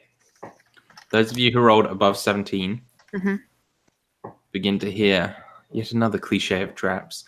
A low, distant rumble up ahead. up ahead, beyond the bars. Beyond the bars. Does it sound Okay. like water? That would be a fair assumption. Time for those water breathing potions. Brashmina is going to yell at Makud to hang on to the bars, and she's going to grab a hold of his belt. There's a tidal wave coming. And so she's going to cast guidance on herself to hang on to Makud for whenever the wave comes through. Can I have that water breathing potion? I mean, we all have our own, I believe. Oh, we all have our own. Oh, okay. Then yes, I'm going Yeah. to drink it. Yeah. I will too. Makud, do you need help getting yours? Can you reach it from out in the thing? I think it's probably best if you help him. Brashmina will she's like the next tallest, so I guess she would be like the easiest one to like get Makud's potion, and then she's gonna human chain it. He's gonna grab a hold of Makud as he's got a hold of the bar. Okay. If I can, So we're just gonna grab each other then? I'm gonna try not to put too much weight on poor Makud, and I'm gonna see if I can get sort of like next to him or underneath him to grab the bars. Yeah, All definitely. I have to say is that there's a big spiky pit trap behind us, so make sure we don't go nowheres. It's almost like someone planned it. What? No, I had the real bad feeling as soon as like, oh yeah, there's no signs of any passage, and I'm all like, because water washed it away. That's what happened. Okay. Can I grab bars or my SOL? Or You can grab bars, but it's going to be awkward. Okay. So what? Makud is still sideways and he's pushing against the bar. I imagine like Declan, either has you or Declan in his lap, and then you or Declan like underneath him grabbing the bars, and then Mina is like standing behind him, feeding him a potion, holding onto him. This is very cozy. Very intimate. I'm glad we're all friends. You know what would be really funny is the water just never comes. You're all just like... This is what this trapper is doing. He's just trapping us in socially Just taking a awkward picture of situations. you. He's taking a picture of you, putting it on the internet, and then, ruining your lives. Diabolical. It's like one of those, like the sled rides at the water park, where it's like the luge. Log flume. So given any time before the water comes, he's going to try and, open a gap in these bars as best he can. You have one round, Okay, he's going to try. which because- is one athletics check to... Can I actually assist and give him advantage? I have proficiency in athletics. You can. Though I will say... My action was to feed me and Makud potions. I will just give you one piece of advice, is that y'all are hanging on to this grape, to not go flying back into the trap. There are multiple bars, though. Yeah, but it's all one piece. Sure. I was thinking about, I'm bending some of the bars out of that piece, so there is space for other, especially smaller people, to get through. But there's still bars to grab, is my thought. I'm going to put the... Is there a crack where I can put the staff of healing in? like to kind of brace the bars so that it doesn't. Yeah, you can. I'm gonna do that to try and like brace the grate so it doesn't wash away when the water comes. Sure. Okay. I'm gonna try Why and would the grate wash? no, because if the grate breaks and it's gonna push us all back towards the pit I see. because Makood's been Because of our loosening weight it. on it, right? Yeah. One of the individual sections.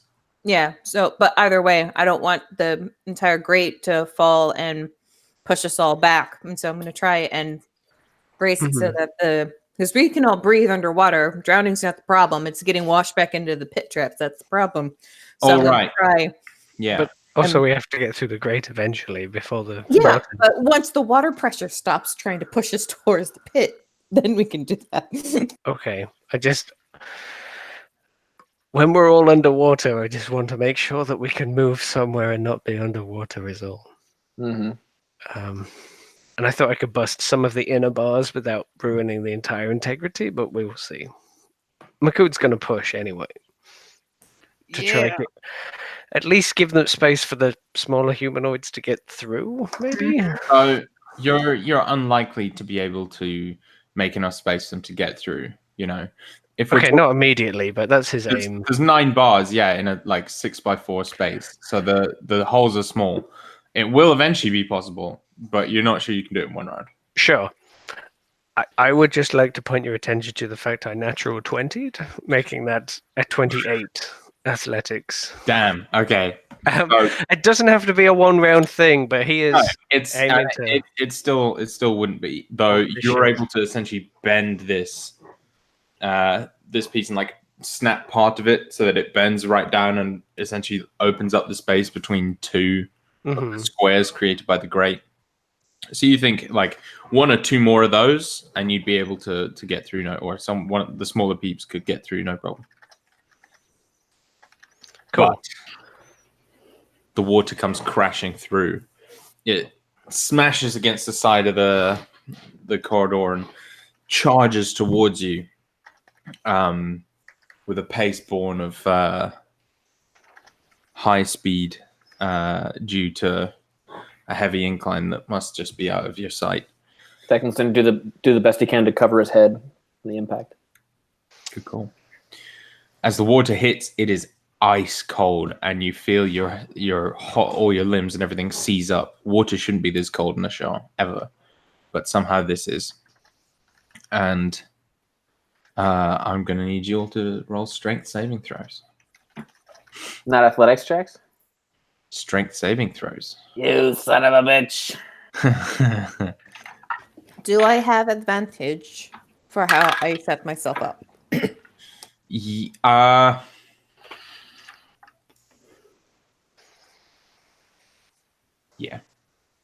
Okay. Thank you. My -2 thanks you. Strength savings throw, he has a non-natural 20. I rolled a 7. Okay. I rolled a 9. Okay. My immediate question is, can I roll with disadvantage to maybe try and help someone else? Or can Makood do anything to help his weaker comrades? Because Makood, 2 of them are almost in front of him. Makood, if you take disadvantage, then you can attempt to help one of your colleagues. Okay. Bryn, how did you go? 15. Okay. So you were probably holding on slightly better than the other 2. The DC was 15. Okay. I just realized we all have rope. We could have just tied ourselves to the grate. Probably. Yeah. We didn't think about it. With disadvantage, I actually rolled higher on the second dice, so it is a non-natural 20. Choose. Unfortunately, he's Okay, gonna save Mina. he's gonna grab Mina. That's just Okay. how he is. So I think he feels her the grip release from her from behind him, and his arm just instinctively comes back, and just a huge arm grabs possibly half of her torso or something. Just so he's holding onto the bars and her. So as the water slams into you all, you each take maximum damage, 12 points of bludgeoning damage. Owie. and Declan. Can I use my reaction to take half damage? Sure. I'll be generous because this day's about to get a bit worse for you. So you Probably should have saved that for the pit trap, huh? you are swept away, rushing down the corridor. You like try your best to grab on things, but it's all smooth. There's nothing to grab on. You're thrown out into Well, the it's 4 foot wide, right? Yeah. I'd basically like to Try and kind of squeeze yourself. slow my descent by like putting my arms and above spread my eagle? head. A spread eagle. I'm thinking like bracing my feet against one side of the wall and my arms over my head against the other side, and just trying to use athletics this time to stabilize myself. So I was gonna give you an athletics check either way to avoid the pit trap, but if you'd like to use it for this, that's fine. Okay. That's better. That's a 17. Okay, you pass. And so you kind of are able to stop yourself, and you come to a slow halt, and the water is still crashing against you, and it is painful and freezing cold. But eventually it slows and stops until there's just a small trickle, and you can breathe easy again, though you're soaked and shivering. I'm all right. Did the water breathing potions help? Like, would we have had to hold our breath during all that too if we hadn't done that? I mean, so the water lasted for maybe like 10, 15 seconds. Plus, like, I kind of imagine if you can breathe in water, but water gets fired at you at pace, it's kind of like breathing air that's getting fired at you at pace. So like standing behind a jet. So it's probably still kind of hard to breathe. Gotcha. But I'm glad you used them up. They last for an hour. Let's try to drown real quick. Your next walk takes 61 minutes until you get to the next room. I'm kidding. Yeah, Declan will stand up and sort of shake himself off. Everyone else all right? Yes. Like, Makudu's like held you to like the back of him, I think, as best as he can.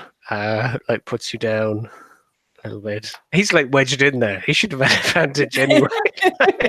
Imagine Makud was like Aquaman in that shitty Justice League film. Or like Darkness in Legend, when he's like scraping against that like thing, and like his horns and claws are like scraping up against the stone. I certainly think his horns are like wedged in at this point. Thank you, Makud. We are okay. Not a problem. Little That was Jewel. exhilarating. Makud Wedge like looks down to his hooves, and you're like under there, like holding on to a bar or something. Declan, looking behind you into the room, you see that like several kind of strange kind of gaps have opened up in the floor, sort of drain out the water. And you can hear kind of the sounds of like shifting movement in there as well. Not mechanical movement? Yeah, like something's like a mechanical, like a pump of some kind is sucking the water back up. Well, yeah, it's draining out at the moment, but there's also like a sort of grating sound, much like when you open the scarab door. Well, we seem to have set something in motion. So I get the impression that the water's being sent back up, or some kind like akin to the scarab. Gesundheit. That's you. I'm sorry. So if you're just like looking from here, you can't really see anything. You can just see the holes opening in the floor and the water draining out through them. But you can hear something in there below the floor. So it sounds like another door has opened up somewhere, because like the grate didn't seem like it was ever meant to move. So like it sounds like the way forward just opened up in the room that you're now closer to, but not quite in, so you can't see in it. Yeah, I'm having a hard time visualizing the dungeon. So it's essentially what it looks like at the moment is a thermometer, right? You've got a circular room at the back, and this long corridor that you've just gone through straight ahead. Mm-hmm. And you are now like halfway down the corridor, and looking back into the round room, you can see that there's holes in the floors and a grating noise coming from that room. But you can't see anything other than the holes in the floors from where you are in the corridor. Okay, I'll move further down towards the room and check it out. Yeah, so when you head into the room, you can see basically on the right-hand side of where you entered, there is another door. It's essentially, or a doorway, sorry. It's essentially like the wall of the room has rotated slightly to kind of reveal a gap. And this one is much bigger, like 8 foot by 8 foot. So it's much more of like your standard kind of dungeon room size. We'll call back up. It seems like another door has made itself known. So the room changed. This door wasn't there before, and was there any shift in momentum? Did the floor rumble? Did it feel like we were at the center of something that was spinning? No, you get the impression that it's probably just like a section of the wall. So there was definitely probably some kind of like tremor as it was moving. But it's not like all around you. It's just like fairly close mechanisms moving. I'll let the group know, and then I'll go over to that door and just investigate it and listen. Try to press my ear to the other side of it. Yeah, so it's just a doorway. Like there's no actual door in it. Oh, there's no door. Okay. No. But beyond is still dark, but there's kind of torches and that kind of thing in the room. Or you can get. So it's lit ahead. No, it's dark ahead, but you've got torches in the light sources. Yeah. And so you can see up ahead that there is just a door, maybe 30 feet ahead of you, made of iron. It looks like there is a heavy lock on the door, but it currently sits ajar. Well, I will investigate this corridor for signs of human passage and traps and things like that. Okay. And I suppose the rest of us are coming back down. Yeah. The Makood corridor. is going to bend one more bar just out of frustration for having come all this way. So much wasted bending. 21. You bend a bar. Okay. We'll have to start calling him Ama Bender too, or something. Bending Rodriguez. Bendingo. I rolled a 22 for my investigation. Okay. So it looks like very few people have passed through here, but people have. There are no traps that you can discern. Once the group is upon me, so the door is ajar, right? Yeah. I'll try to stealth up quietly as I can before they get there and just see if I can poke my head and see what's going on inside. Okay. The room beyond is very large and round, and you immediately see that this room is, again, kind of a perfect circle, maybe 60 feet across, 60 feet wide. You see that basically to the left and the right of the door you're in are 2 ramps that follow the curve of the room, leading up to a central square platform opposite you that's like 10 feet above the ground. In the center of the room is a very large, where is it? 10 foot by 10 foot pool of water. Though, from what you can see, it looks like there's something swimming in it.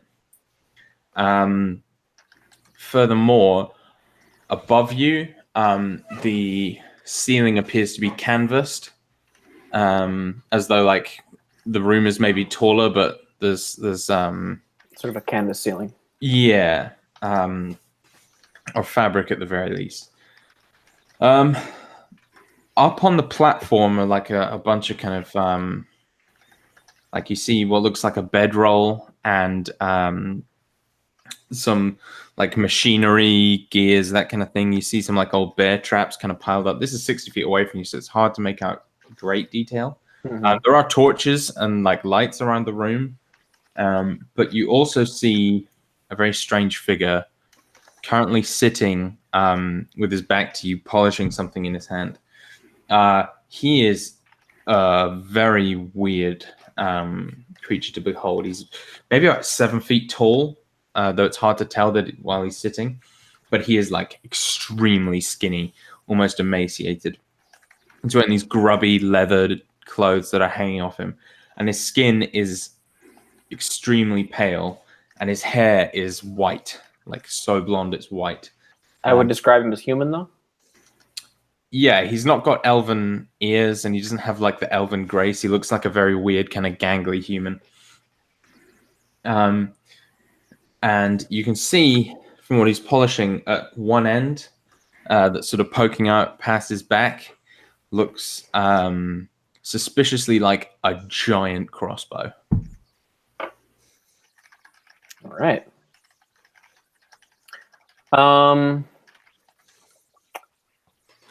Can I really quick? It's hard to see. I'm just going to listen real quiet and see if I hear any of the sounds, things that might be moving in the shadows that are not obvious to visibly.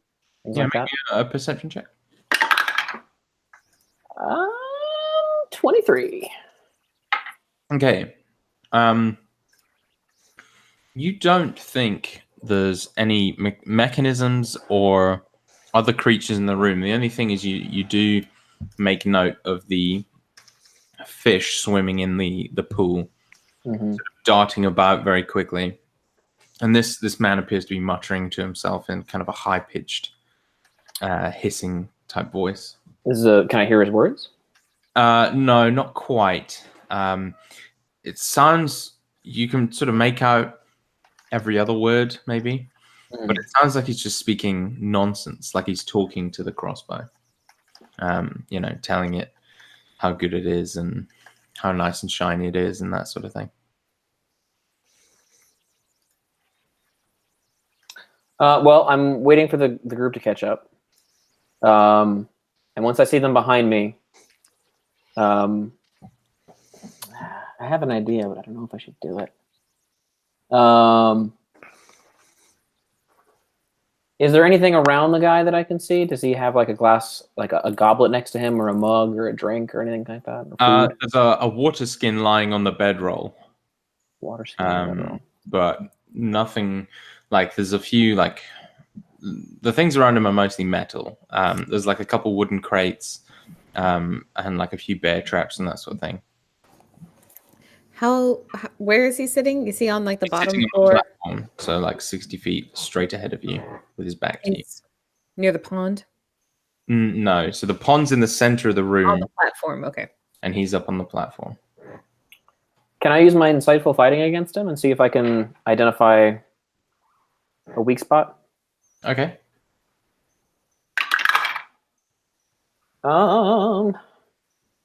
Pretty good insight. That's plus 9. 21. It's versus his deception. Okay, he got a 13 deception. Okay. So what is it that gives you? That just gives me the ability to use a sneak attack without any other conditions having been met. And you could decide that it gives me great insight into him and his nature or whatever. But I mean, the first thing you can tell about him is he seems pretty insane. Right. He's talking to a crossbow. He hasn't noticed you, and he is surrounded by like horrible traps and things. You also get the impression that due to his size, he's probably pretty strong, even though he's very skinny. You know, he couldn't hold a candle to Makud, but you think, you know, if it was a one-on-one fight, with one of you. How far away is he? He's about 60 feet. Well, I will wait till everyone's behind me, and I'll kind of give them a nod as I pull out my crossbow. He is 60 feet away. Rez, how far?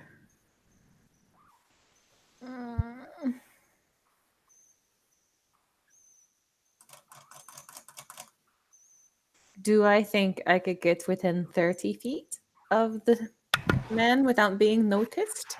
Like, where would I have to go? So you could either go straight ahead and kind of skirt around the pool, or you can go up one of the ramps. But there's not much to hide behind. But his back is to us. Yeah, and he's sitting cross-legged on the platform.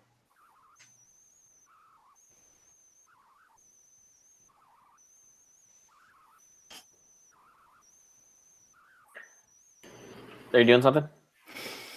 No, I was thinking about doing my Path to the Grave channel divinity, but I have to be within 30 feet of him to make it work.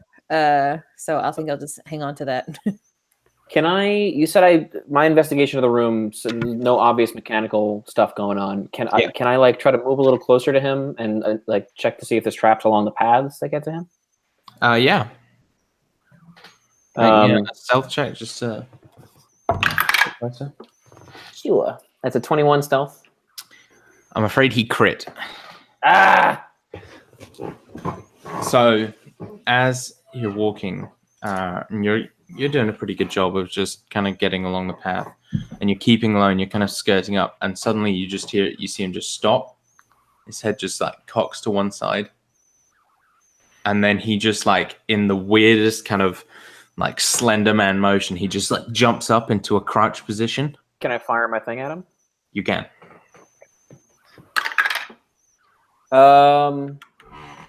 That's a 21 to hit. That hits. Nice.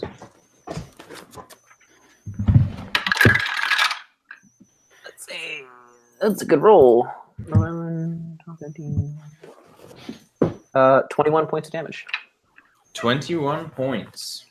I'm sort of aiming for his crossbow hand. Totes. All right. Apparently that pen is just gone forever. That's fine. Okay. So yeah, you aren't able to quite hit his hand, but you see. Oh, I forgot to roll weapon damage. No, that was it. Sorry, never mind. My bad. But you see the bolt kind of like slash into his arm, and he lets out this hideous yelp. Kind of like jumps around and turns to stare at you. His eyes are bright red, and you get the sense that he like glowing red. No, this man is like Sith Lord red. Kind of, yeah. He's like or druggy red. Type. Oh, okay. Like a what? Like an albino. Albino. Albino. I knew what you meant. Used to bow down. No, but yeah. And he like sees you, Declan, and then kind of peers towards the door and sees that there's more people, and he lets out this kind of horrifying cackle.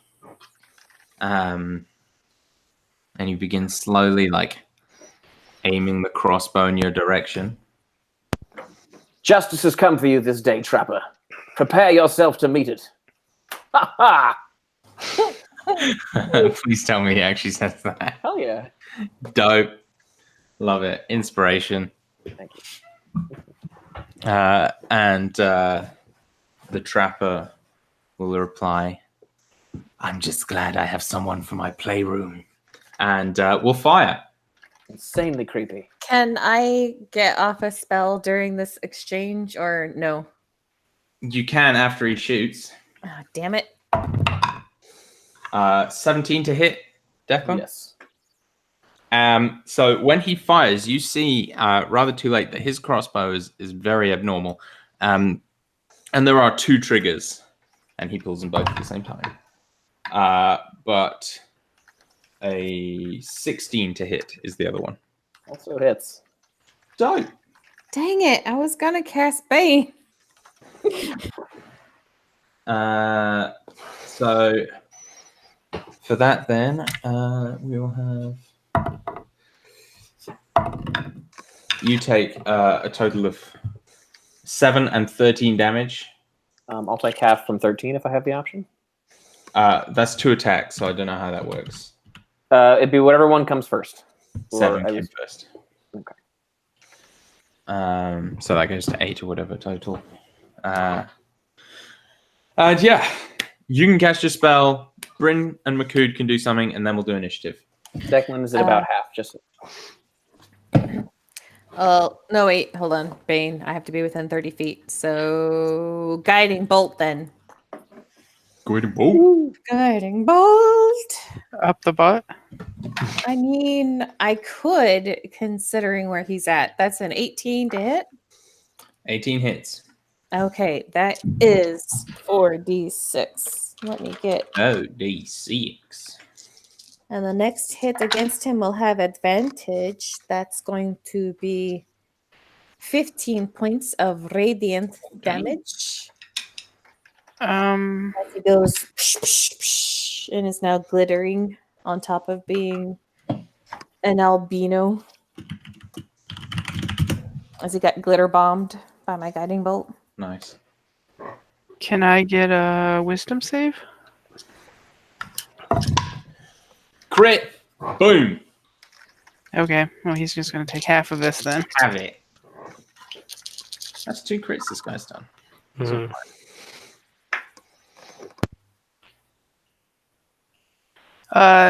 10 points of What was the thing that you did? Yeah, what are you casting? Dissonant Whispers at 3rd level. I mean, you didn't say that one. Well, I'm Is the sorry. 10 points the half? Or Yeah. okay. How many d6s did you roll at 3rd level? At 3rd level, I rolled. Yes, it's Oh. 5d6 at 3rd level. Nice. You know, oh, duh. Never mind. I'm stupid. You saved, so you took half. I was like, you only rolled 10 on 5. I'm dumb. I'm going to shut up. Do we just have an action? You have a turn if you want. Turn. I'll Okay. let Declan move, yeah. I know the thing is full of traps. I haven't really been told it's full of traps. I'm just going to attempt to close the distance, but he's going to do it in a direct fashion. Like rather than go up the ramps, he's going straight forward. So if he's going straight forward, he's going into the pool, correct? Maybe around the pool. He might have enough, gumption not to run through but he will definitely see what's there because he's going to get close. That's convenient. I mean, it's more awkward to run through a pond no. than it is So to go around. Yeah, you sprint around it, have a quick glance down as you do. Make me a perception check. I kid you not, I just crit again. Oh no. These look terrifyingly like something you've seen before. Back in your back when you were living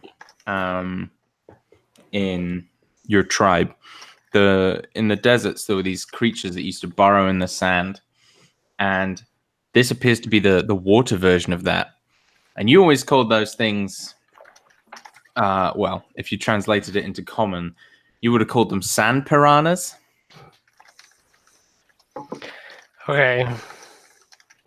These look like piranhas. Can we say if we were getting full turn or whatever that Abrishmina moved 30 feet off to the left? Toads. Okay. Okay. And then I'm attempting to get to the. So I have 40 feet movement, Okay. and then 40 feet again if I need it. So, climb So up. To get you will to the need guy. it. Cool. I move to get into combat. Yeah, you can run and climb up the 10-foot gap to get there. Cool. With that movement. That's basically, yeah. That will be his Bonus turn. action? Would you like to do anything? Probably appropriate to rage. Definitely appropriate to rage. Because Dan, Please, I'm trying to please help rage. you.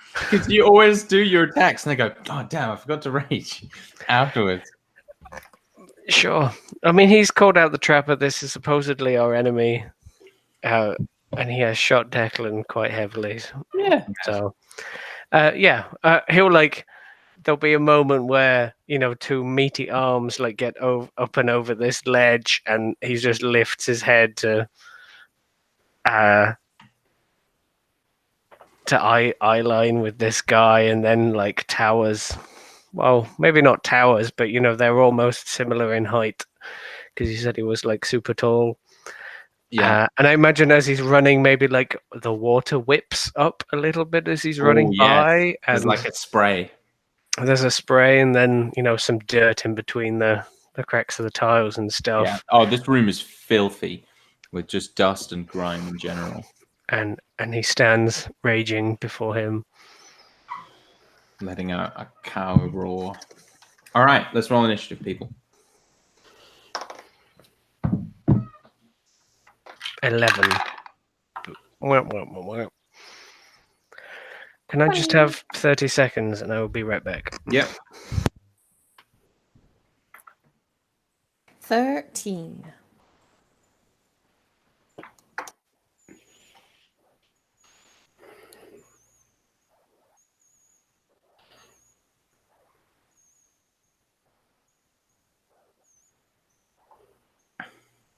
Jade, roll me a d6. 1. Oh, okay.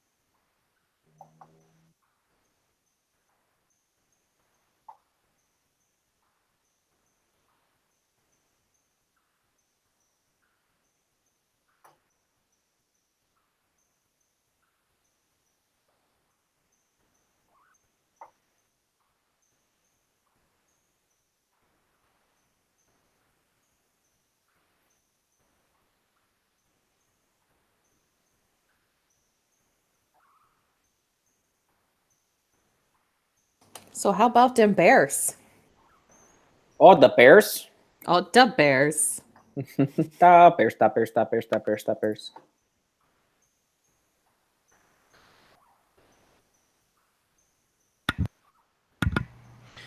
I don't even know what sport that is. Okay, I'm back. Baseball. The real football. Was it? Yes. Wow. Bears are In football. Aussie rules. The Chicago baseball teams are the Sox and the Cubs. Oh, okay. Correct.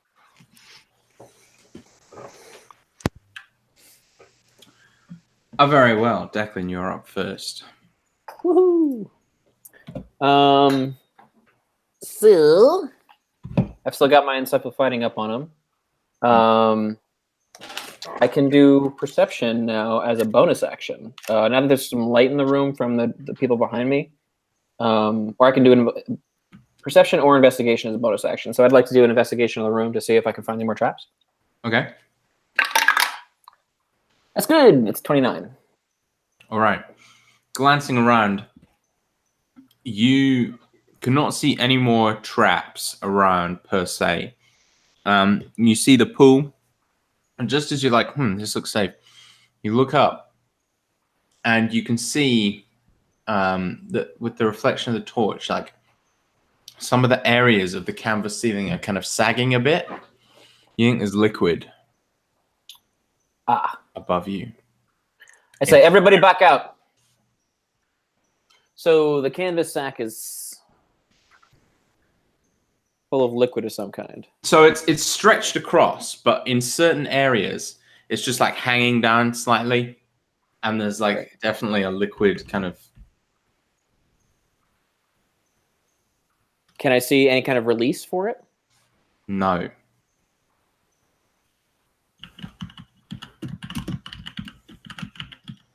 Is some of it above the preacher? Or I'm sorry, above the trapper? No. It mostly looks kind of around the edges of the room, away from the fish and away from the trapper. Man, do I wish I had brought Create and Destroy Water today.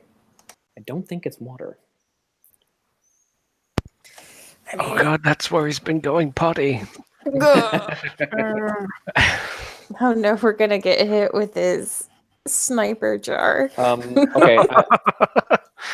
I'm gonna use. How far away is he? 60 feet? No, not because I've been moving towards him. So is he 30 feet from me? He's 30 feet from me. All right. Can I get up to him without? Basically, what I want to do is I want to get up to him more or less in melee, and then I want to shoot the tarp or the canvas, so that whatever liquid is in there will pool out in one direction. Okay. And away from us, hopefully. I'll Yeah. call out, stand away. Yeah. Okay. So there's 3 areas. So basically, like one either side of the door, and one kind of in the middle between the piranha pool and the raised platform. Wherever it'll fall and not fall on somebody is where I will shoot. Okay. So are you aiming for one of the sacks, like one of the areas that seems full, or like one of the other areas? One of the areas it seems full. Okay.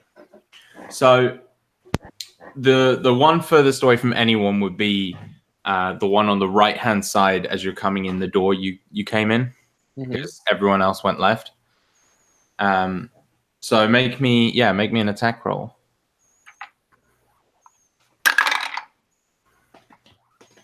12. Hits. So you shoot it, and kind of rips open the tarp, the canvas, and this black liquid just like drops out. You can see that like where the rip is on the upper side of the rip seems like there's extra canvas. You kind of work out and get the impression that each of these is its own like separate kind of bubble, like a giant water skin that's sort of sewn in so that each one is independent of the others. But there is now a coating of this black, acrid smelling liquid at the bottom of the far right of the right-hand side ramp. Okay. Does it look like the black liquid that Makud fought in the other room?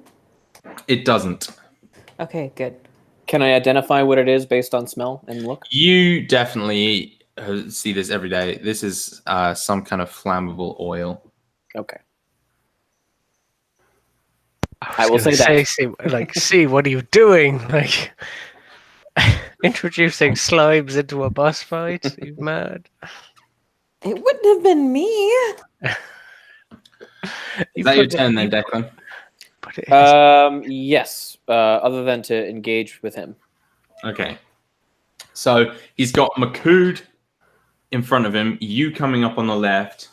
He's going to bonus action disengage down the right-hand ramp kind of towards the oil. And then he's not gone all the way. He's just like halfway down there. He's not in it. And he is going to aim his crossbow at Makud. But he's aiming for your legs, and he loads this weird double arrow and fires it. Let's see here. 19 hit? Yes. Okay. So you see the arrows kind of fly out, and they kind of separate, but between them is this wire rope, and it just flies straight for your knees. Can you make me a strength saving throw, please? 21. Okay. So these arrows, like the wire kind of hits your knees, and the arrows kind of like swing around your legs and embed themselves into your calves. Take 6 piercing damage, and but you're able to like basically the arrows kind of fall out, and you're able to sort of walk out of it, so it's not like binding your legs together. And he just lets out this kind of harsh swear of anger. Bryn, you go. How far is he? He's From you, you're still by the door, correct? Yeah, so he's 60 feet. 60 feet. So I'm gonna move 30 feet towards, like, start around that left side, and then I'm gonna need another Wisdom save because I'm gonna cast Dissonant Whispers at second level. That is going to be a 23. That is a success. So he's gonna take half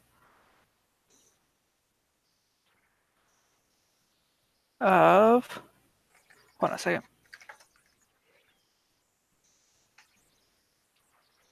A half of 14. Thank you.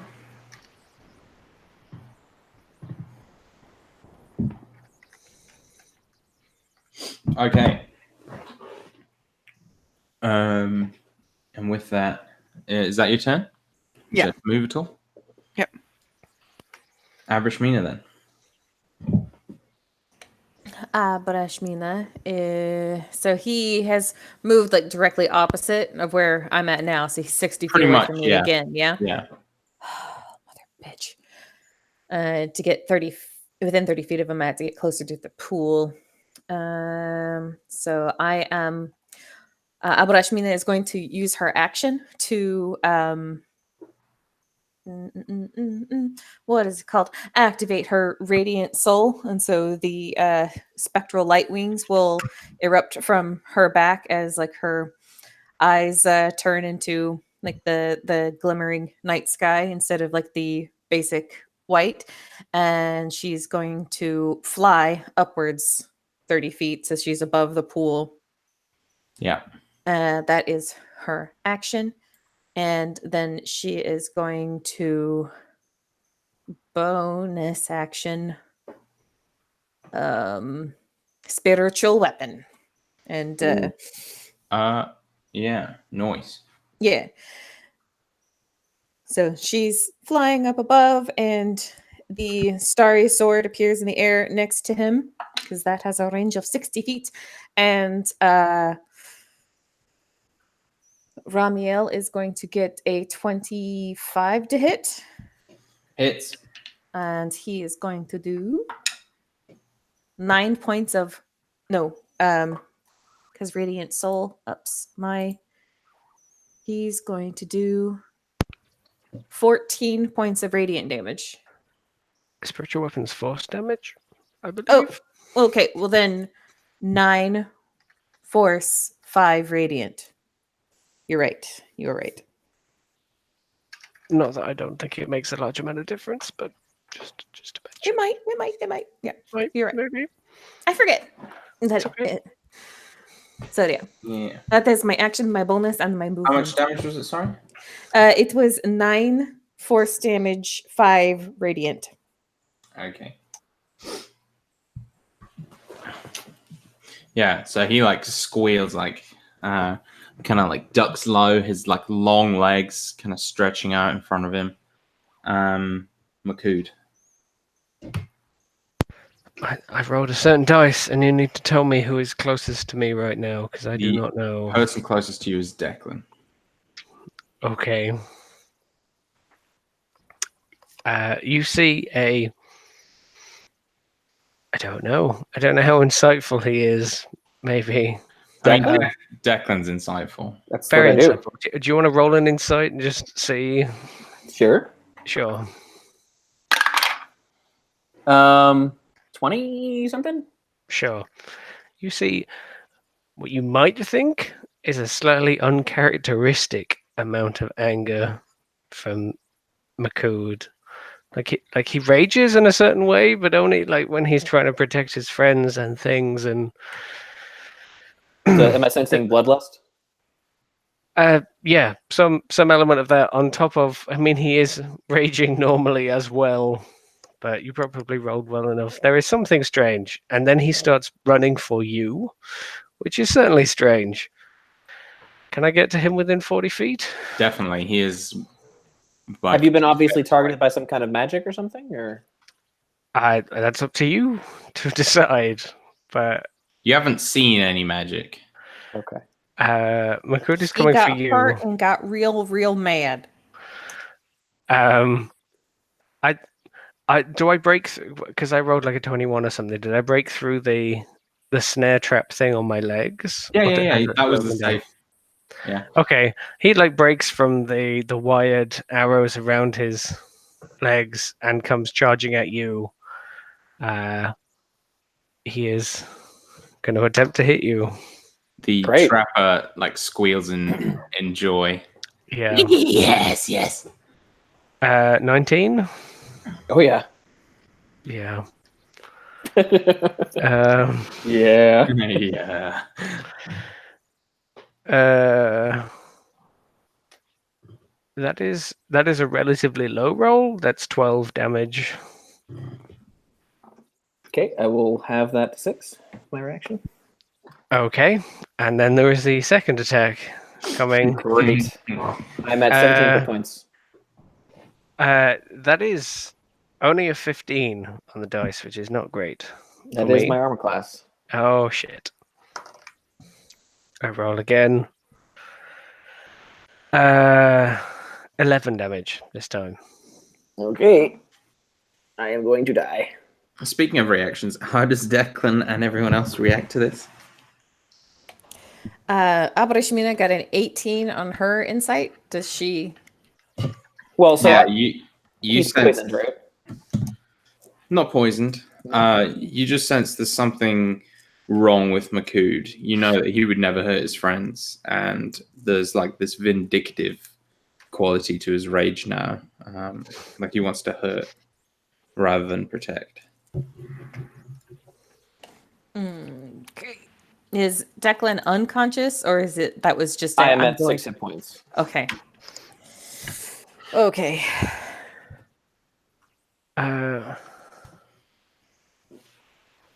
So, just as per our discussion, Rob, I'm going to make another roll.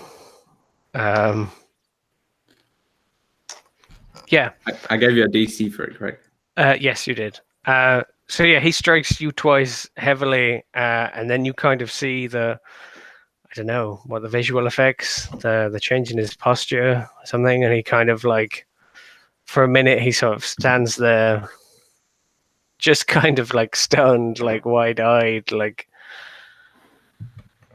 you are not the trapper. No! And that's where he ends his turn. You are bewitched, my friend. Keep your wits about you.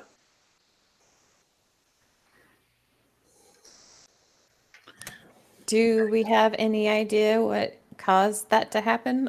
I mean, he got hit with an arrow and then he went fuzzy, right? As far as you can see, yes. Okay. So next, we're back to the top. Declan, Sugar.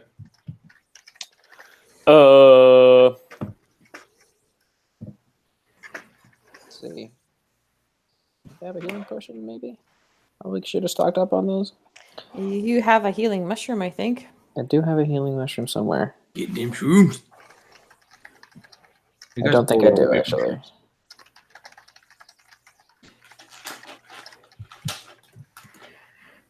I'm going to disengage. I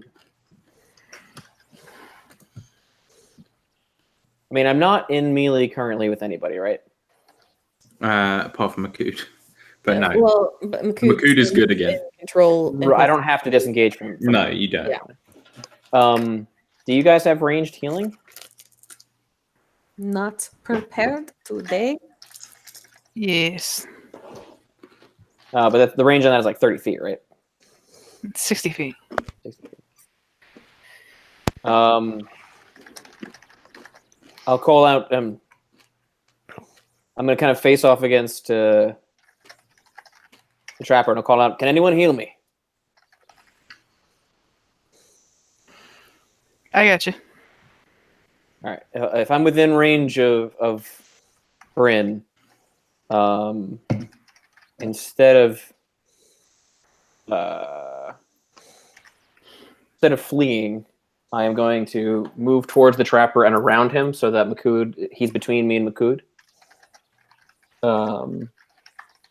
And I still have my insightful fighting up on the guy. So I'm just gonna stab him. Oh, that's good. That's good. That's a 24 to hit. 24 hits.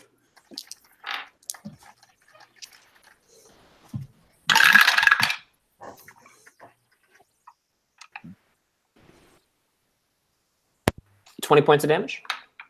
Okay. Is that your turn?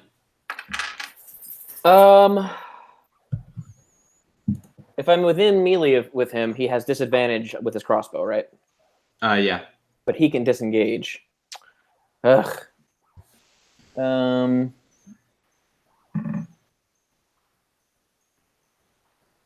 Sorry, what Yeah. damage did you do to the trapper then?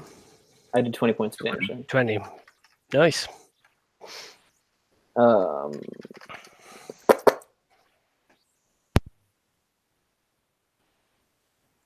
I guess I will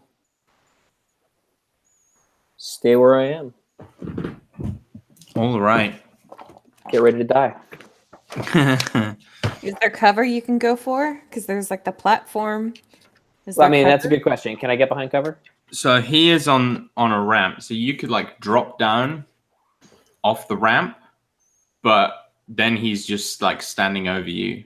There's not Well, really what about like the platform though? Can I get to the opposite side of the platform? the platform is flush with the ramps, Okay. so there isn't really anything to hide behind as such in this room, Okay. apart from using the ramps and the platform to break line of sight. Oh, here's an idea. He has a bed in there. You said, right? Bedroll, yeah. Oh, a bedroll. Okay, never mind. Yeah, I'll stay in melee with him. Okay, it's his turn. He reaches into a little pouch at his side, and throws this kind of weird orange sand-like powder straight at you. I need a Constitution saving throw from you, Declan, please. Okay. Love those. Love it when I roll a 5. Okay. You are unable to breathe and find yourself like sneezing and choking uncontrollably. You are incapacitated and suffocating. As long as you're conscious, you can repeat the saving throw at the end of each of your turns. Okay. And then he is going to just hop down off the ramp and skirt around the piranha pool towards Bryn. Oh wait, does my mask help me at all? I mean, you did roll woefully on that con check. But wouldn't I have advantage?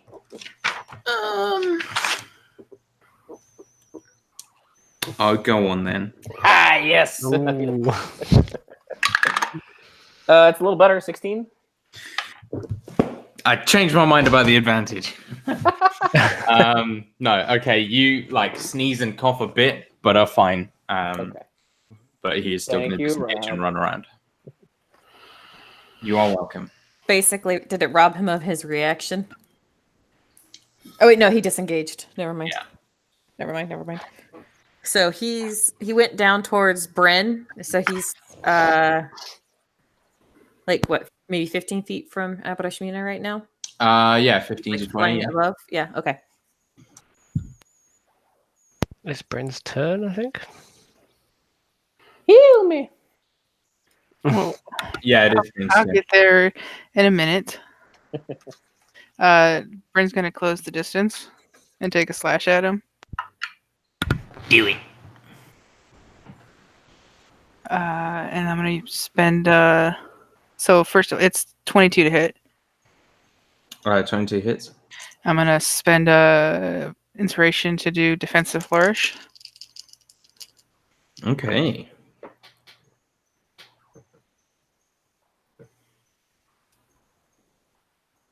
Uh, 14 points of damage, 14 points. and I get to add 3 to my AC. Oh, And then, yeah. And then I'm gonna, I said that's dope. bonus action healing word. Ooh, buddy. That at second level is gonna be 12 points of healing. Pretty Double good. fours, yeah. Thank you very, very much. Okay. So he. It is Abrashmina's go. Okay. Unless you have legendaries, yes. So he is like 15 feet. So he went further than my spiritual weapon can get right now, yeah? Yeah, he will have traveled to get there. He will have traveled about 40 feet. Okay, well, I'm going to use 20 feet of the movement to get it closer to him, kind of cutting across the room a bit, to like, maximize efficient angles or whatever. And then Abarashmina is going to fly down and put her hands on the trapper's shoulders and cast inflict wounds at a 3rd level. Okay. So that will be touch.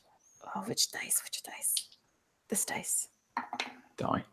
Oh, no. This is going to be 19 to hit. 19 hits. All right, so it's 5d10. It's going to be 16, 17, 23, 30 necrotic damage and 5 radiant. Ooh. Okay, he is looking not great now. And she like comes down behind him, like the wings are out and like hands on the shoulders, and it's just like the pale albino skin kind of like crackles and turns black as like the necrotic energy like flows into him from her. Definitely. And so Makood? Makood. Is he within 20 feet or is he further now? Further than 20 feet. Okay. He is a good just shy of 40 feet. So I can get now. Okay.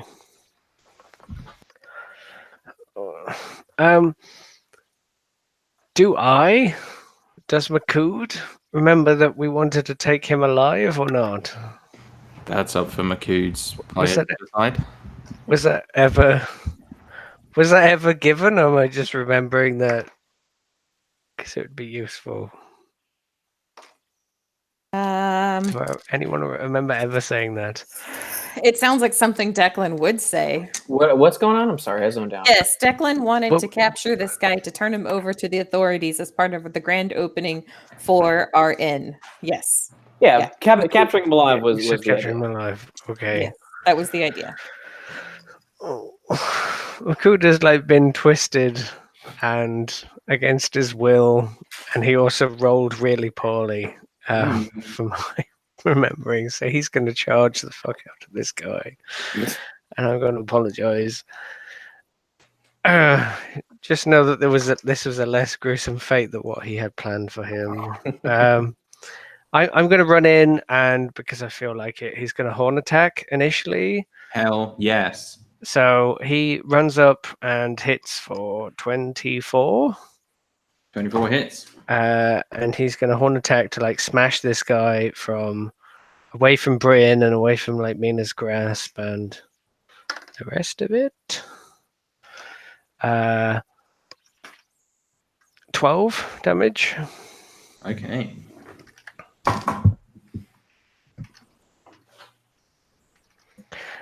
So he is smashed like 5 feet out of their grasp as he comes hurtling in, and then I'm going to make a second attack. Oh, that might actually miss. 15. 15 does miss. Yeah, so I think he is so like there is like a like from the back corner of the room as he like is trying to put together whatever the fuck fuddled his mind, and he's like he charges at the guy and just swings wildly and misses. Very well. With his axe. Declan. Yeah, I'll just call after Makood. Remember, friend, we need him alive. And then I'll just fire a crossbow bolt. Actually, how far is he from me? So from where you are, he's about 30 feet because he just traveled across the room. Then I'll move to get up close to him again. Wonderful. And then try to stab him. Aware of my positioning, am I underneath any of the tarps that could launch stuff on us? Good question. You look up.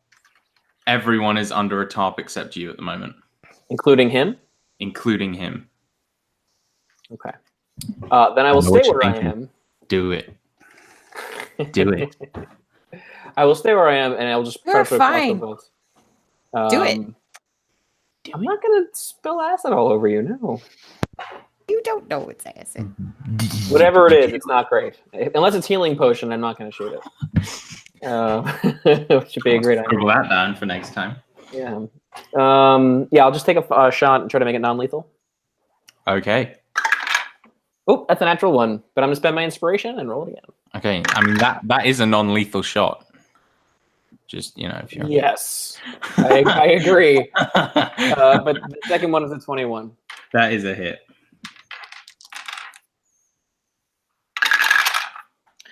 Doop-a-doop-doop, 18 points of damage. 18. Very nice. Okay. So,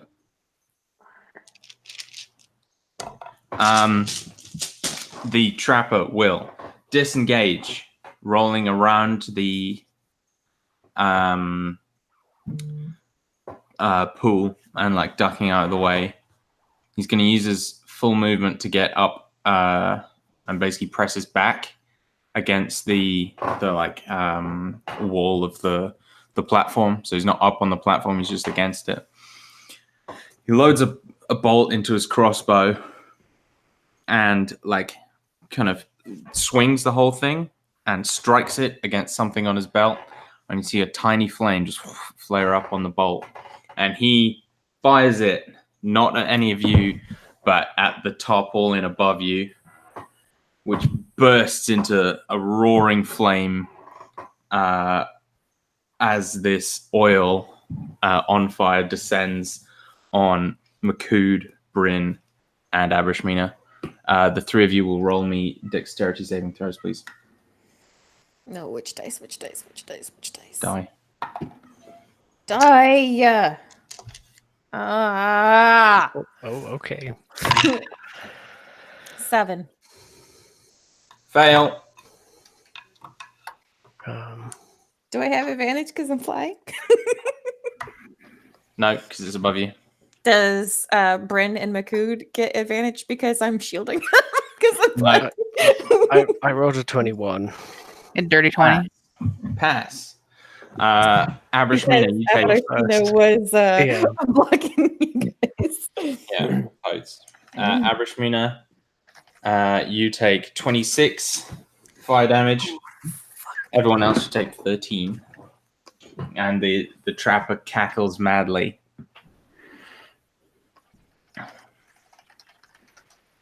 And as the turn, as it becomes Bryn's turn, the trapper just goes, roasting. And yeah, Bryn, you go. You're burning.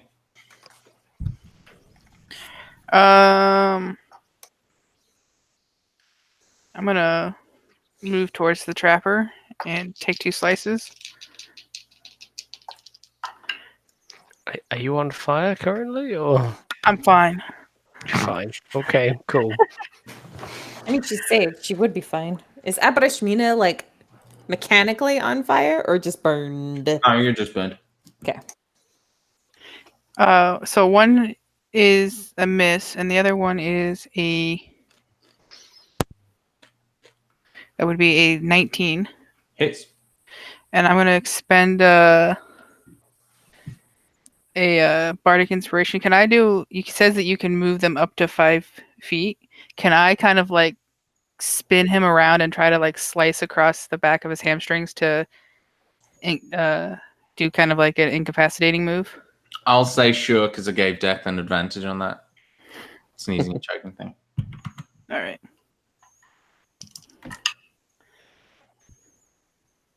That's 14 points of damage. 14 points. I like try to slice his hamstring. Yeah, he definitely like falls to one knee and kind of growls in pain, but shakily gets back up. Abrishmina. Okay. How far away is he from me? From you, 30 feet. From me, 30 feet. I am going to fly over to him, and I am going to lay another hand on him, or try to, with a 21 to hit, Hits. as Abarashmina casts Vampiric Touch this time. Oh, damn. So he's gonna take 9 necrotic damage. No. I'm a heal full. And how far is he from my angled strategically He is Brutus within weapon? range. Okay. Bonus action. Move it up. And it's gonna be 19 to hit. Mm-hmm. And that is 9 force damage, 5 radiant. Okay. He's looking really rough. And his kind of mad cackle is sort of dying. Makood. How far away is he? From you, 30 feet. 30 feet. Okay. I will move up 30 feet. And what I want to do is like grab him, by the front of whatever he's wearing, and I lift him up, and I'm gonna hit like headbutt him for a horn attack, but I want to grapple him as that move. So I will roll to horn attack him.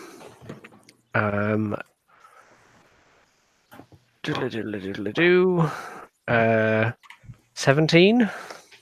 Just hits. Okay. 7, 9, 14 damage. It's a hefty horn. Okay. Is Describe this- how you kill Oh. him with 1 hit point. Oh, he had 1 how hit many he point. has. Okay. No, he had 13 health left. Oh, right. I mean, Makood was pissed, set on fire again, all the rest of it. He like runs up, but he doesn't expect him necessarily to die. Or if he is dead, maybe someone can save him. I don't know. Makood doesn't care. Makood like runs up and just grabs the guy by the front of whatever he's wearing and like lifts him up to Makood height. And then just headbutts him, just smacks him full on with the. Yeah, imagine it's like as it's just like head impacts, neck breaks. And does 14 damage, and he could really wanted to drag him to that piranha pit and put his head in it, but the guy like dies in his grasp, and he just Is lets him he go. dead or unconscious? That is Makood's call.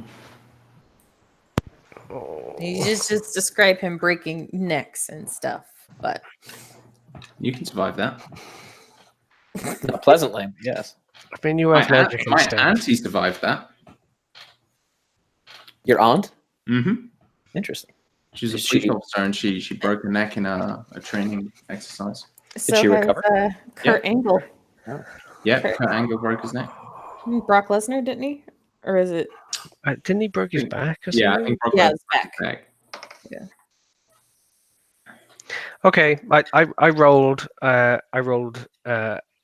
well above 10. I think he's still alive, maybe enough for you to healing magic him. If you're putting on me, I'm putting him on the roll of the dice. So. Yeah. Bonus action, spare the dying. Or you can do that. Yeah. That's fine. Perfect. And everything goes quiet except the crackling of burning oil that's just kind of finishing up. You know what I wish I'd brought down here? The cart. I don't think we would have been able to get it in that little hallway. Probably not. Abrashmina is going to land. And after a minute, her wings will fade, and she's looking as rough as everyone else is, I think. Um, and she's kind of like, "All right, let me take care of everyone." Like she says, kind of weakly and kind of like gesturing with a like, "Come on, come on." Mhm. It's like, "Come to me. I am too weak to come to you." Like the light is kind of dimming from her eyes. I oblige. uh, you get to cure wounds, and you heal 9. 9. And Makud is going to get a cure wounds. He's going to heal 11. Ooh, very nice. Uh, and then Bryn is going to get the cure wounds. This one is going to be at 2nd level because I am out of 1st level spell slots. So you get 14 healing. Ooh. And then I'm going to use the last charge in the staff to give myself another. Oof. love the image of Avrishmina just like putting the staff against her own face. Mhm. And then she rolls the best for herself with Yes. 17 points of healing to herself. That's how you do it. Does anyone need more? I mean, I'm still about 14 hit points down, but you don't have to necessarily do that right this second. We can take a short rest and get some of that back too. Okay. I mean, I'm 15 hit points down and only 1 hit dice, but I'm fine. It's fine. I only have two spell slots left. Is To it be honest, urgent? right now, no, it's not urgent. Okay. Right now, he looks possibly one of the best that you've seen him throughout this entire dungeon, but okay. Hmm. The burning that he took in this fight was nothing compared to the acid. The initial burning. Yeah. Can we take a short rest in here and like kind of check the place out a little bit more? Definitely. The trapper will wake up in 4 hours naturally. Good to know. Should we like tie him up, manacle him? I have manacles for him, yes. Manacle the So trap. you can sort of time up, manacle him, whatever. Search his body. On him, he has the dust of sneezing and choking, a bunch of crossbow bolts, a small flint and steel. What kind of crossbow is it? It is a magical heavy crossbow, +1, but it's also got that weird dual firing thing. So I will write that up for you. Is there anything special about the bolts or anything? The bolts are fairly normal. Some of them are basically bolts that shoot tripwires. So like 2 bolts that have a rope between them and they sort of wrap around legs like he tried to do to Makud. And some of them have like little bits for tinder to set fire to. There's a couple poisoned ones in there as well. So if there's any that kind of look like maybe they might have some of the poison, I'll hand them to Declan and be like, "Do you know anything about this?" Not the poison used. Yes, because he shot Makud with this just before Yeah. he attacked you. Not correct. He shot him with the tripwire one. He shot him with a bolt. Yeah, him the with tripwire bolt. I'm very well okay, so I'm very well aware Oh, okay. what's actually happening, but from the standpoint of what I observed in character, there could have been something poison on that bolt Yeah. that caused that. Okay. Well, why don't I find the actual bolt he got shot with? Yeah. And test that. We There pull is it no out of poison on that Makud's one. bag. Yeah. So you find it. It's 2 bolts with like a ruined, ripped piece of wire between them. And there's no trace of poison on them? Mundane, yeah. There's no trace of poison. Okay. It seems that whatever effect Makud was under, it was not poison. Some sort of magical attack, perhaps. But Makud, what did you experience? Makud tries to cast his mind back.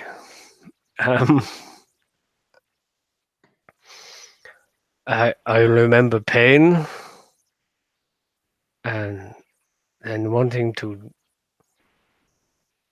give pain. When you came out of your fugue, you remarked that I was not the trapper. Did you believe that I was when you were coming for me?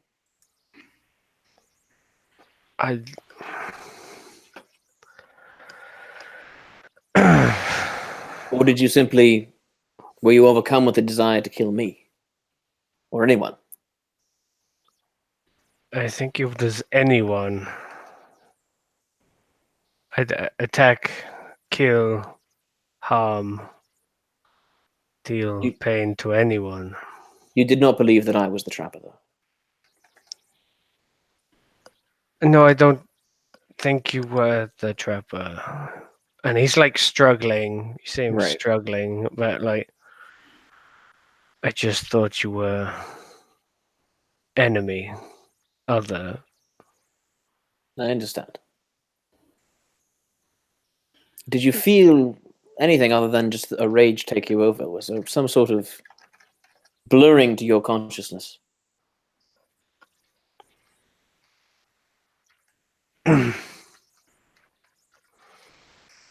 He like, I think like he's struggling more and more like Right.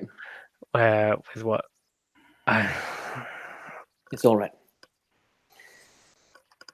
Whatever it was, hopefully its influence is faded now. Can I roll some hit dice? Yeah. And I'll say, someone can make an investigation check to search his belongings as well if they wish. I'd do that. 20. Okay. So you find bear traps of all kinds. Okay. Like if you can trip wires and that sort of thing, like components of traps. But in his bedroll, like under his pillow, you find something a bit more special. You find a pair of gold-colored shackles, Ooh. which have a certain dimensional quality to them. One might say they are dimensional shackles. One could assume that to be correct. I put them on the trapper. Haha, trapped by his own trap. No.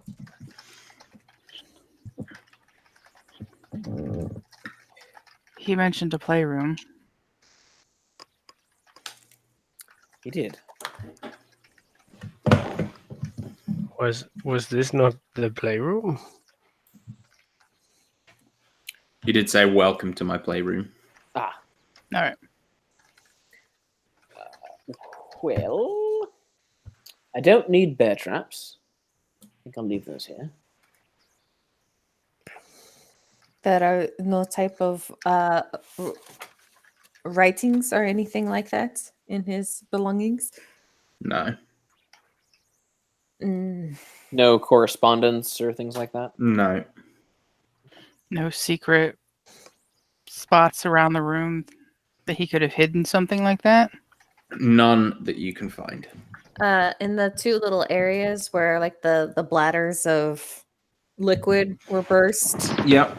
are there any, like, can we see if there's any other structure up above those tarps? So looking above, it's just the ceiling. Okay. And it doesn't The look like sole there's any- purpose of the tops was to hold oil. Yeah. Okay. Looking down in the pool, do we see anything? Fuckload of piranhas. Nothing else? No. All right. I wanted to kick him into that pool. You could dip pieces of him into it. It's a good torture method. Does he need that arm? To Well, keep we're the not- shackles on, yes. Yes, I'm afraid he does. Well, I could help you carry him, Makud.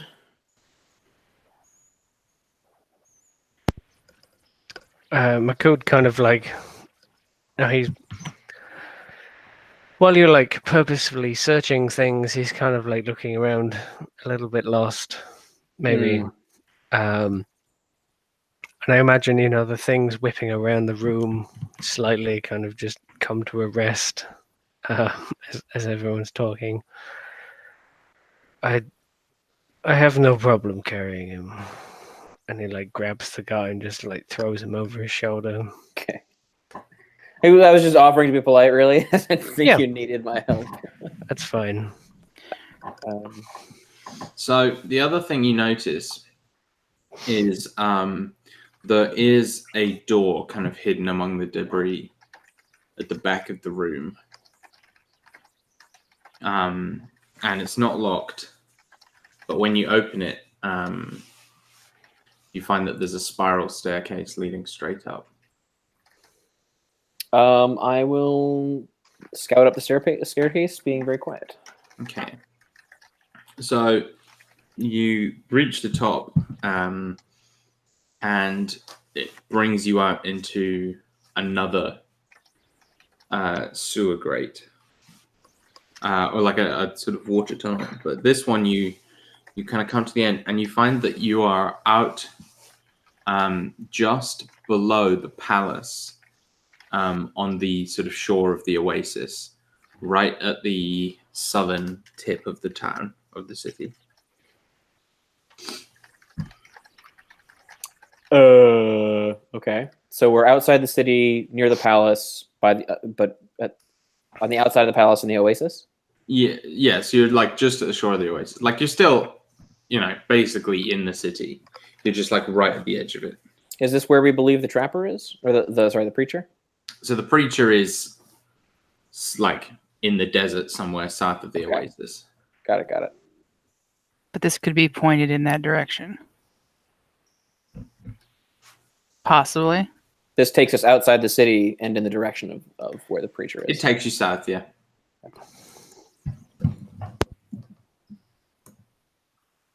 Are there any locks or anything that I could establish? You mean, is there a way to lock it? Yeah. Yeah, definitely. Okay. Yeah, you'd definitely be able to lock it if you wanted. Would it open from the outside or only from the inside at that point? That is up to you. Like you could put a padlock on it to do it sort of either way, but normally it locks from the outside. Okay.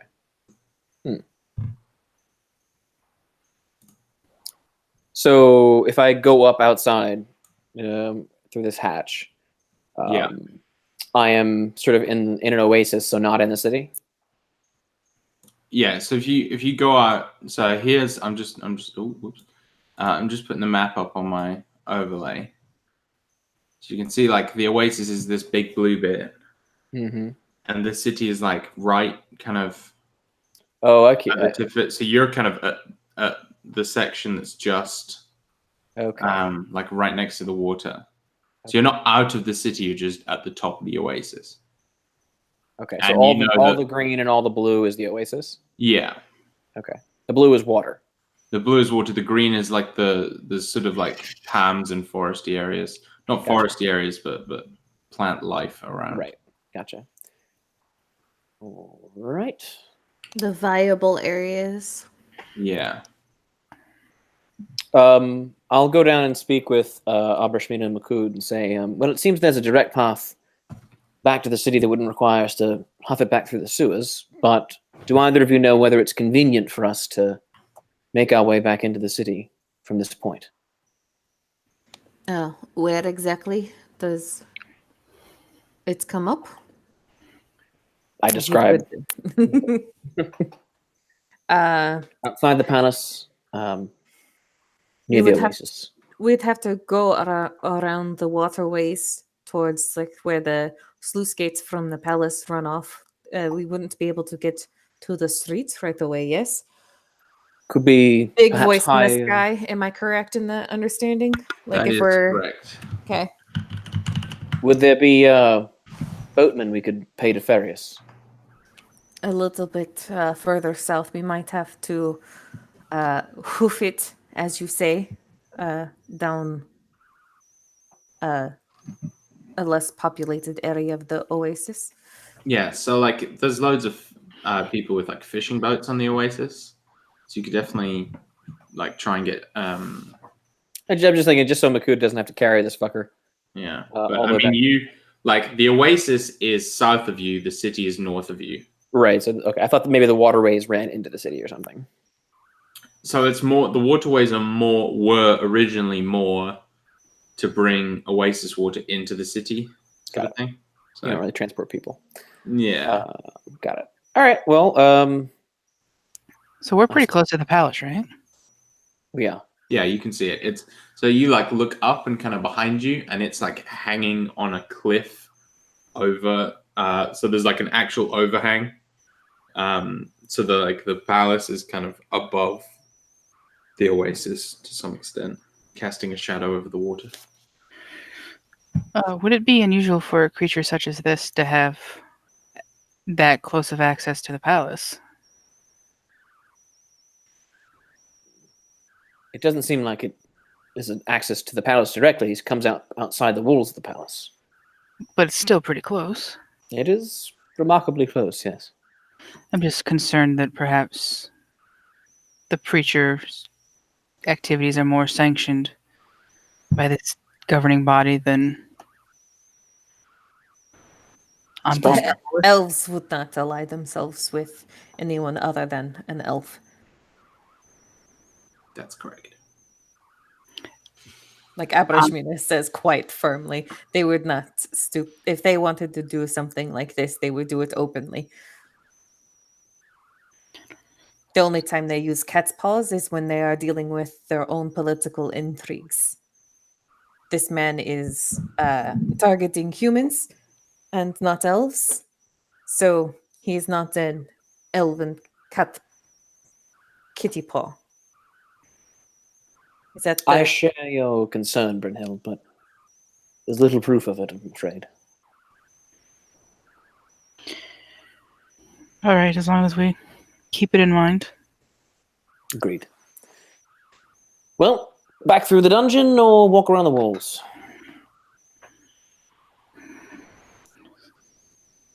This place stinks. If we could leave it now, it would be good. Agreed. What time of day is it now? I would say it's pretty much middle of the night. Okay. Well, at least won't be a hot walk.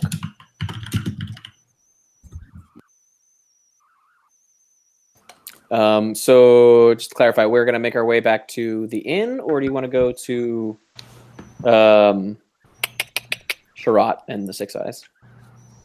Mm, They'd probably have a better chance of keeping the guy. they might have a. Did we discuss bringing the trapper to them? I don't think so. No, but they know what we're doing. Yeah. And they know we want to display him for our opening and ultimately turn him in. So the sort of agreed upon approach was to let us do the thing that does not require murder. Yeah, they seemed amicable to Declan's plan. Okay. I just didn't want to be all like, "Hey, here's an enemy. You're gonna keep him for us, right?" Don't kill him. You have done that before. Right. Yes, which is why I hesitated to wear out our welcome and do it again. I figured that would be the safer place to store him until we're ready for the Yes. opening. For sure. And maybe be able to get information valuable to them. Perhaps. I have little concern over what's done to this creature as long as he survives to see justice. I have some information I need from him. As do we all. Come then, friends. Let us hoof it. Literally, Makud is in some always cases. hoofing. Yeah. Like, Makud is always hoofing. Was that a joke, Makud? It's actually a highly offensive. Oh, yeah. Mindful Just people. matter of fact, he's like, that's all I do. Mm. You do not get my jokes? Yes, all of them. They're all hilarious. Please don't hit me. I have mastered the art of being funny. I do it by standing perfectly still. I am invisible.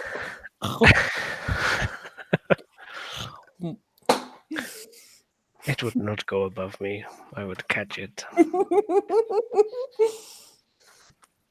I do think Makud and Arishmina like together make one whole Drax. what part is Abrashmina? She's just like the sort of, I don't know, all the bits that Makud isn't, and obvious the bits that Makud is. Like half the bits that yeah. he isn't. Yeah.